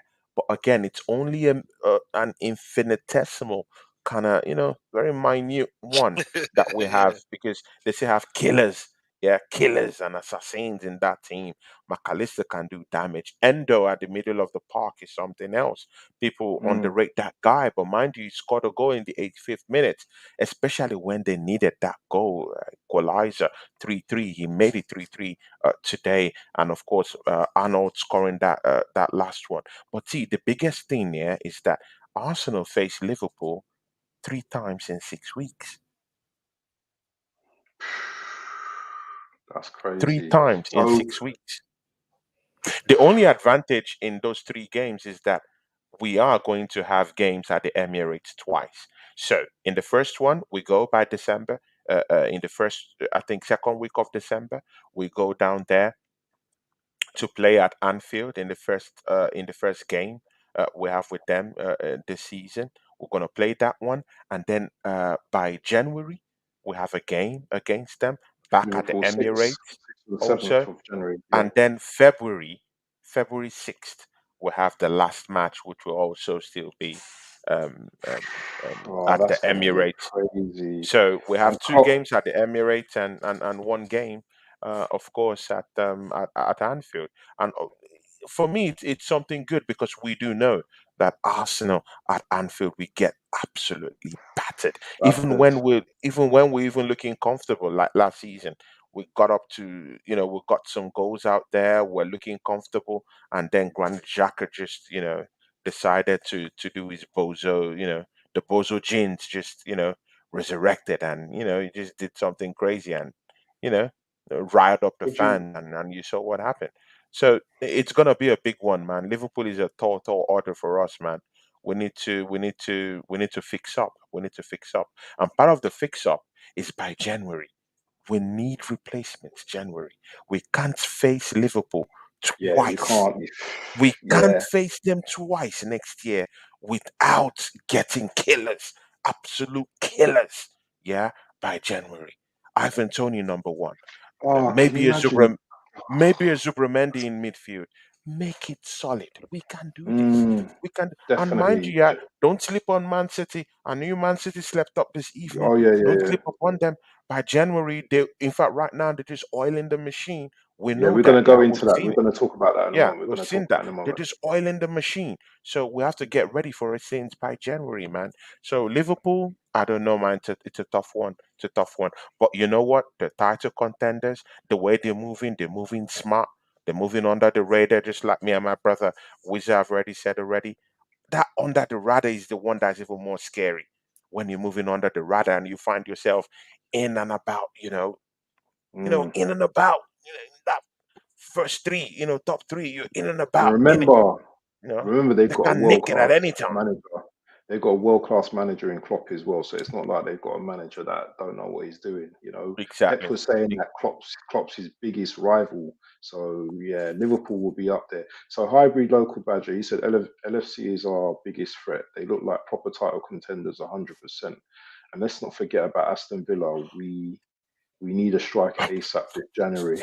Oh my God. Oh And my he God. also said as well, bro, that those Liverpool midfielders they bought are awesome. Even Endo is doing his bits. Yeah, it's right. But I'm not going to give these guys too much credit. Liverpool are a great team anyway in their own right Mm. anyway. So they're definitely going to be up there. And yeah, Klopp's going to keep pushing them. And I hope Bant, Arteta. Hmm? Yeah, Bant, and my brother Wizard. Weeza, there's a question I wanted to ask you. I'm sorry, because I know we might go away from this. Aston Villa, top four already, right now. Guys, see, there's a player who equalized for them today, Ole Watkins. Why is no one talking about this guy? No one's If talking about him. no one is talking about Ole How many Watkins, goals has he he's scored this scoring season? goals for fun this season. What about that guy to come and help out Bukayo Saka in the second half No, of the thank season? you. And then we have Champions League coming up. Hold on. He scored 8 goals in 14 games and he's got 6 assists. Big. Yeah, this That's is not this is all bad. new though. This is all new though. He's only really coming out of the woodworks now. Yeah, Do you know how what old I is he? mean? So I mean, Ollie Watkins He's been around for a while. He's and been I around for a think He's while. I think 27. He's that's what I'm 27. I saying. thought he I was think younger. he's a 10 to 12 guy. I see him as. But obviously because of his age, he's hitting peak form, so maybe he's going to do just a bit Yeah. better. But I don't know, man. I think if he's not Arsenal, what I'm going to say is I don't want to diss him. He's having a good season and he's good for Aston Villa. But again, all I'm going to say is when you come to Arsenal, you're competing with Thierry Henry, you're competing with Van Persie, you're competing with Ian Wright. So, yeah, 10 goals, 12 goals, that's not good enough. Man, I don't know, man. But again, mind you, we still have Bukayo Saka, who anything can happen. See, let's don't get too comfortable. This is something that because see, Weezer, when we talk like this, yeah, we know what we're saying, man. What if Bukayo Saka just drops right now? What happens? Because we're not looking at the bigger picture. What happens? We're not even looking at it. What happens? We need to look at all this, all this alternative, here and there, man. We need to look at it. What happens if William Saliba drops right now as we speak? He's playing for the French national team. They call him up all the time. What happens? We don't have replacements for them. Look at our bench. Weeza, just take a look at our bench. Yeah, we have a good first 11. But look at our bench, man. Fabio Vieira knocked out. Smith Rowe knocked out. I El know. Neni I will know be what you're going to saying. the continental But competition. again, We don't have a bench. We're we screwed don't. by We don't. January. We're screwed. That's gonna take a few transfer windows. And again, one thing I find at Arsenal, when you look at like Liverpool and you look at Man City, they seem to have good players that are happy, not happy, but they sit on the bench and they all sit on the bench for 2-3 seasons. They're You know what I happy. mean? They're cool with it. Ramsdale's been on the bench since January. Sorry, I mean And since he's September. He's already talking shouting. about leaving. We And don't his at dad Arsenal, is we don't get fighting. players. We don't get players that are happy to sit on the bench. We get players that want to play or they're gonna go find another home. Yeah, them man are picking up Champions League and Premier Leagues and stuff, so it's all Do you know right what for I them to sit on mean? the Man bench, like isn't And it? that's man why like and Kevin that's why we have to Phillips start picking up those sitting on leagues. the bench That's at why, Man City, winning Premier Leagues every season. but again, Every that's why we need to season. win. That's why we need to win the league so that we can have that kind of status where players will want to stay, even if Mm. we can afford to play them. All these things comes with success. When you're Of course, of successful, course. who would love to have sat on the bench for Manchester City 8 years ago, 9 years ago? No one. Stephen Mm. Ireland wanted to leave the football club. God damn it! And that's a legend of their club. Mm. So come on, Mm. man. So what are we talking about? So we need to win the trophies, and this Yeah. is the chance. The Last big season trophies. The we big threw trophies. that away. This is the chance for us to get it. Get one at them. Then these players will want to actually come and sit on the bench for us. That's it.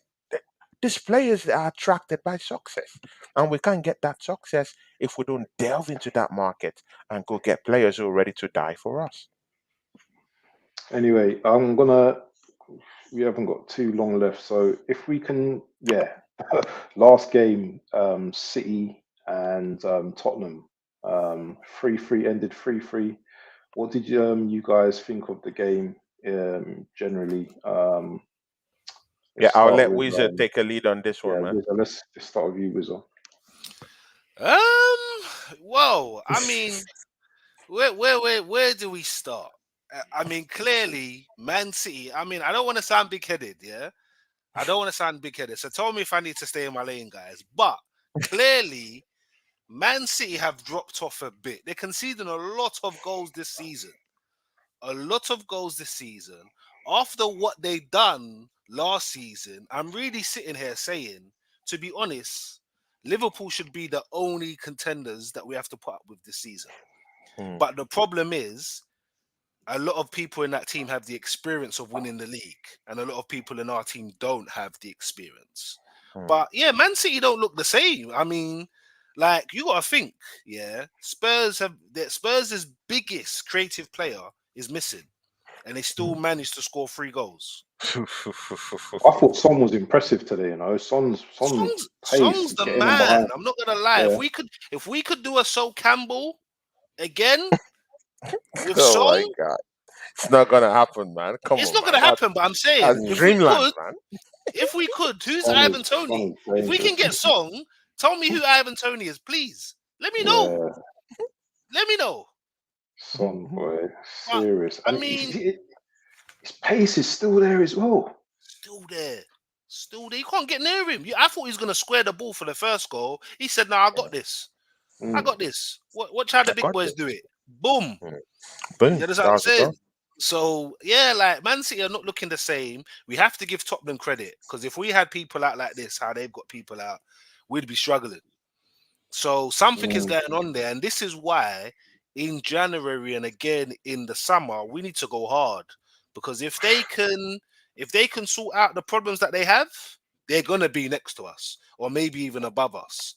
Do you know what I mean? So this season we've got a bit of they've given us a bit more time to continue to build and grow, but they've just started to build. Do you know Yeah. what I mean? I mean, when Tony was just talking about the Chelsea team, he was saying, look, this is the first stage. Yeah, Mm. Spurs, this is the first stage.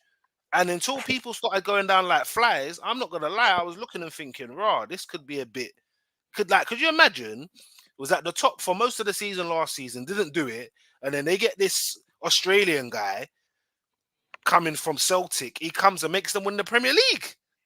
Could you imagine that? Imagine that. So I'm happy that Let it's that got. sink in. Yeah, Let it let that He's sink just sink gonna in. in. give it a I'm go, happy that mate. Let He's that just gonna give let it a that go, sink mate. in a bit. Let that sink in a bit. Let I'm that happy sink that in that a bit. hasn't happened, but it's showing us that we need to be on our aim game and above our aim game. We need to go out there and get, like I said, if they go out there and they get Tony and put Song back on the wing, what does that look like for us? Mm. And Listen, again, I'll tell you something. I'm not talking about 38 games. I'm just talking about the London Derby. Mm.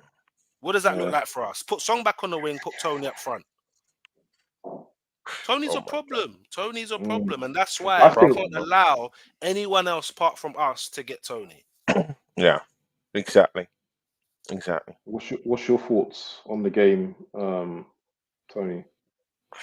I'll get down there, but Weeza just just tweaked my memory on something. Yeah, guys, Ivan Tony, we want him in our football club. Yeah, but have you guys totally forgotten that Tottenham Spurs, Hotspurs they have need them. 100 million burning a hole in the pocket of Daniel Levy? They let Kane, who is the most historical striker, Oh yeah. to The leave best in their history. in the summer for about 100 million plus. So they still have that money burning a hole, and they wanted the whole money in cash before Mm. they wanted the money in cash. And Like Daniel drug Levy, dealers, they wanted the money in cash, you exactly, they know. wanted the money in cash. He's a brutal kind of guy when he does business because a shrewd guy does shrewd Mm. business. When the money cash, so he has that money. At least he has 90% of that money burning a hole in an account. That's a So problem. just imagine that's a problem. Arsenal, we don't have that money burning a hole in their account. When in fact, if we need to do any kind of signing, we need help from selling players, and we need Mm. help from trade-offs with exchange of players, or we need cash injection from Kroenke himself. The reason why that is, it's not like Arsenal don't have money to actually spend, but the problem down there is that we do not, or we've not run our club in the best way possible business wise.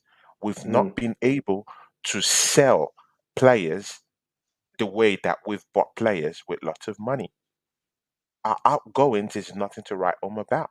We bought a player for £72 million. I'm talking of Pepe, and we couldn't even get 5 million for this guy. It's a big problem. We have Cedric the Entertainer who's in this football club, and he can't even go out for any fee. We have Jorginho, who's in this football club, who can start talking to clubs right now and as we speak because his contract has been run down. He has a contract that will run down in the next 5 months. So he can right now and as we speak, can start talking to rival clubs.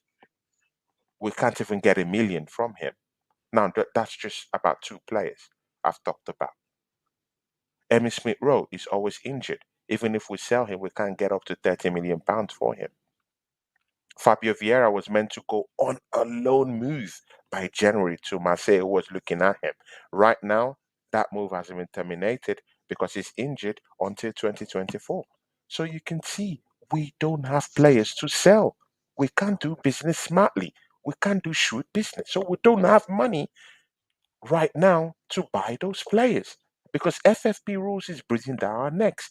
To be very sincere, we don't have the money to go right now and buy Ivan Tony. It has to be a sheepy shabby business again with Brentford. But right now, we all know that Tottenham Hotspurs need a striker. They have 100 million burning a hole in their pockets. Do the math yourself. I'll go into that game. Just do the maths, man. Check it. We have the money. Come in. And right now, Ivan Tony will be shameless. If I was Ivan Tony, Tottenham is telling me, hey, man, come around. We have money. We have money to pay. Name your price. This is a guy that hasn't played professional football in a couple of months. He's hungry. He needs money. He doesn't want to hear Whoever come, stories. yeah. Yeah. He doesn't want to hear Arsenal promises. Right now, he needs money. And mind you, if he still have a gambling if he still have a gambling tag, Addiction. addiction, he wants to feed it. He needs money as soon as possible, ASAP. And if Tottenham is going to drop that money for him, he's going to take it. So come on, man, what are we talking about? So Arsenal, we better fix up. We're not there yet. We're not there yet. We need Ivan Tony. We're not there yet. Let's go and do what we have to do. The only way we can be able to do this without selling players right now is number one, get cash injection from Stan Kroenke in terms of giving the club a loan. So if we have that as as money, then we can use that to actually directly buy players. Without that, that's a problem. The other second way we can be able to achieve this is by trade-offs. Send players down to Brentford because they will need replacements definitely for Ivan Tony. We have some icing on the cake down there in our football club. Pick anyone you want. We send them back to you. If you want Emmy Smith Rowe, we send them back to you. If you need Cedric the Entertainer, we give him to you. If you need Eddie Nketiah, we can make that available. So, we have those kind of players that we can send down to Brentford. Anyway, Apart from that, we can't do anything else. And mind you, we also still have this guy. What's his name? Emmy Smith Rowe. That Chelsea wanted. It's just across London. We can sell him to Brentford, and they can give us Ivan Tony. But anyway, that's that wrong one with the on. Yeah. Just one question from what Tony said. Let me ask you guys this: how much is Eddie Nketiah worth? Well, 20, Crystal sorry, Palace 25 and let will. me million. let me throw one more spanner in the works before you answer this question. He has never scored more than 5 goals in the Premier League. What's his thing about away games as well? There's some shocking stat about he hasn't scored in how many away games or something like that. There's some really shocking, like 25 games or something like that. He hasn't scored. Um, That's a big question, man.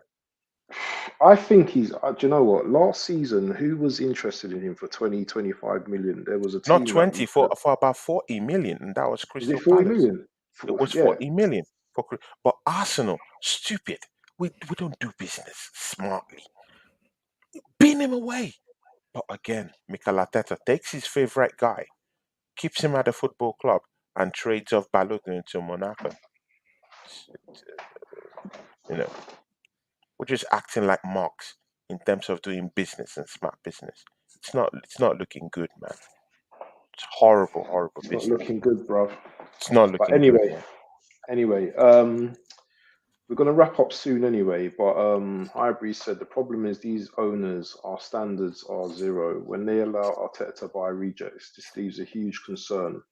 Arsenal always had a proper big striker. This is not the Arsenal way. J9 Mm, Eddie is not it. No, I totally agree with you. But what I'm going to say about Tottenham quickly, yeah, and we go on to the Luton game and predictions before we end and stuff like that, yeah. Sorry, Highbury just said something. Another. Being Ivan Tony, put pressure on these owners. I hold the owners accountable for employing Emery and yeah. Arteta. I wanted a Champions League winner like Ancelotti and Rijkaard. Yeah, Right card. 100%. 100%, man, 100%. What sorry, what I was going to say about. I just changed my. Tottenham. The thing is, Ha- no, no, ha- no. This, ha- no, no. Sorry, let me. I just want to stick on Arteta for 2 minutes. Yeah. okay. Does Arteta have any pressure this season to? There's our there's the fans that like us. Expectation. We have an expectation, but does he have actual any pressure to win anything this season from the board and from the owners? That's a big Tony, I'll one. ask you that question. Man, that's a big question, man. Big one, man. See, Just answer briefly. Just answer briefly, please. the thing is, I don't know. I don't know. I don't know. The only thing that I do know is that the owners trust this manager and they want this manager to stay there. And mind you, since this manager came in, have you seen that Arsenal fans don't blame the ownership again?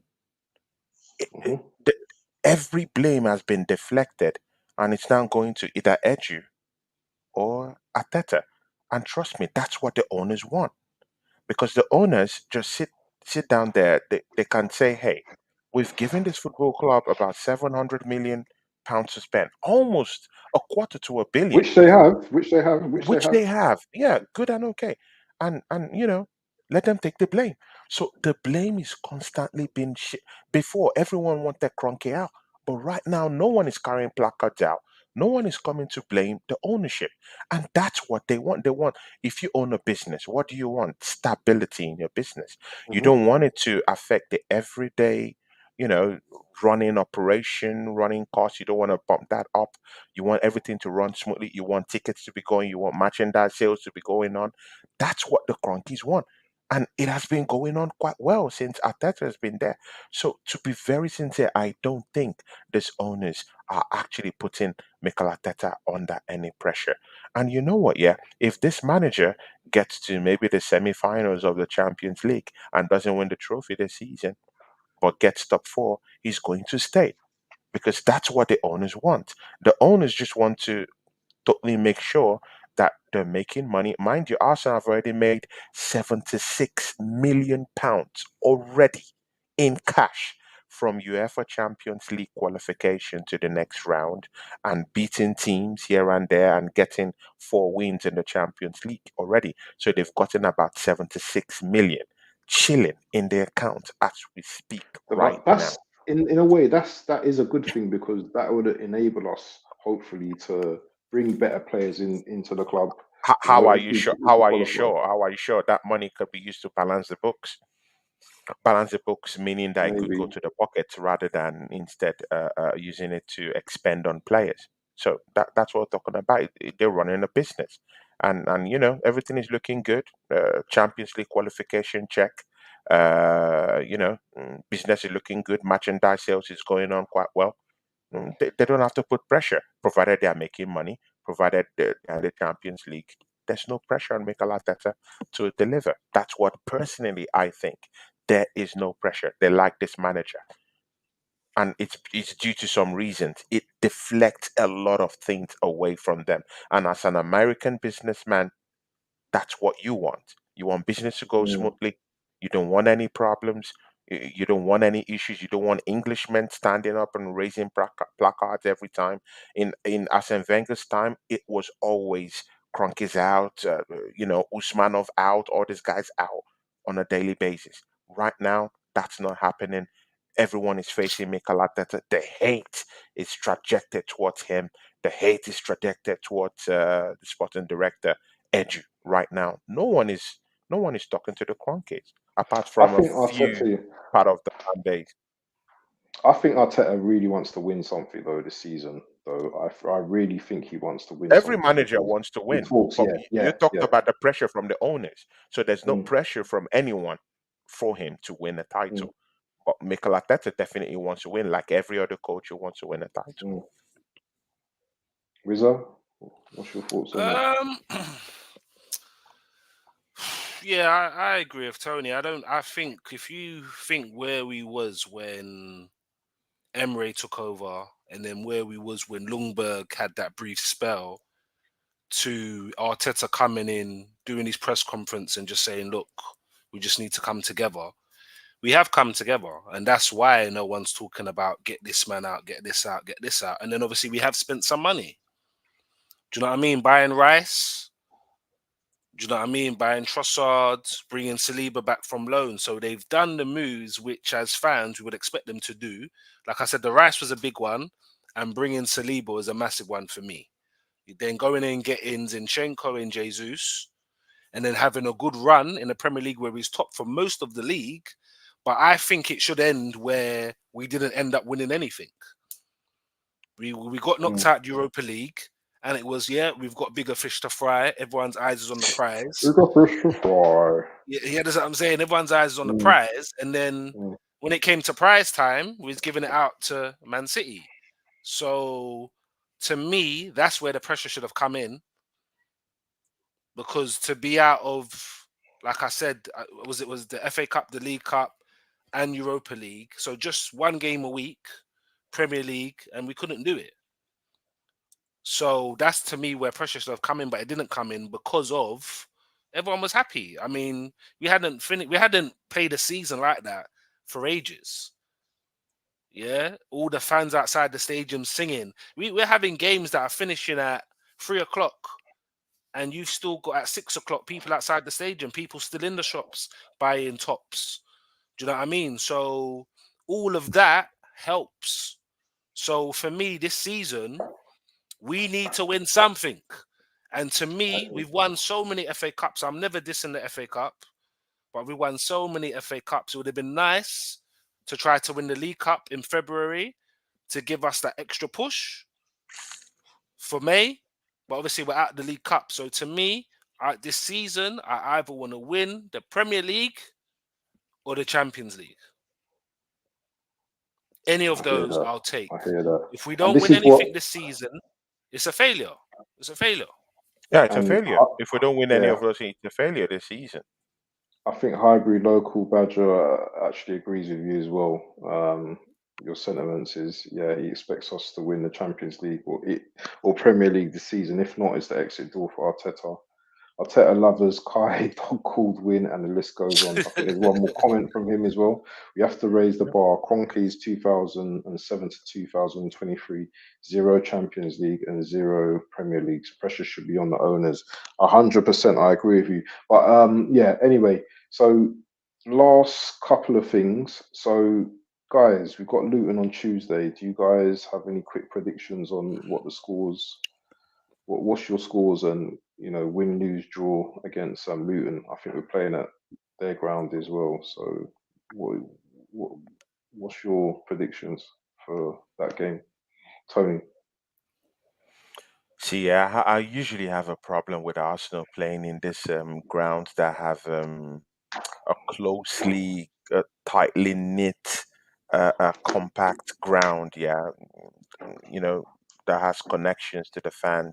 It's a very small stadium, built on the high street and residential area. They're not even fully prepared. They were not even fully prepared to actually start the Premier League this season. So I really do have a problem with those type of teams because the fans are closely connected with the players when they're playing.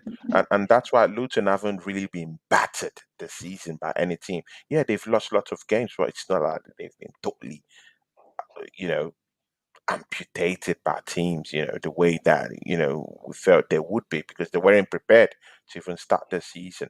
Mind you, they gave Liverpool a very, very big fight a couple of weeks ago. Yeah, exactly. That was a big fight.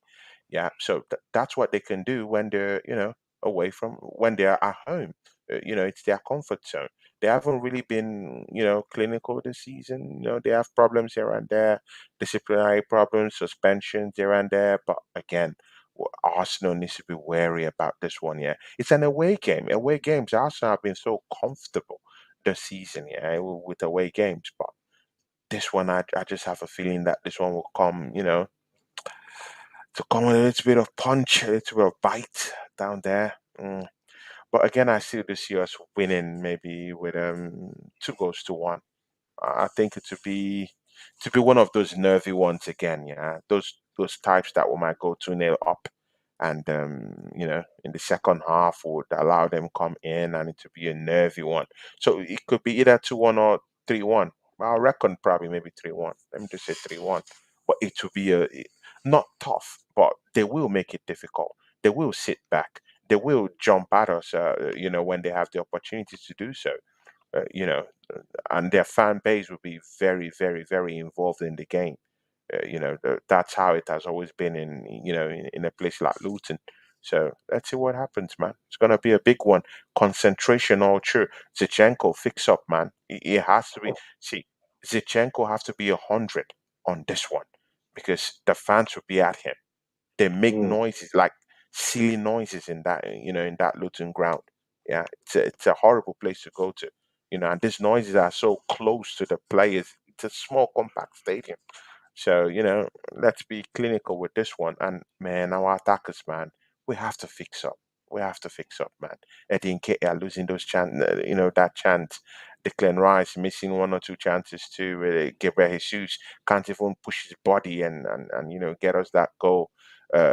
Additionally, yesterday, but let's just fix up. If we have multiple chances, let's finish our dinner. And there's this thing called goal difference. Arsenal need more of all this goal difference.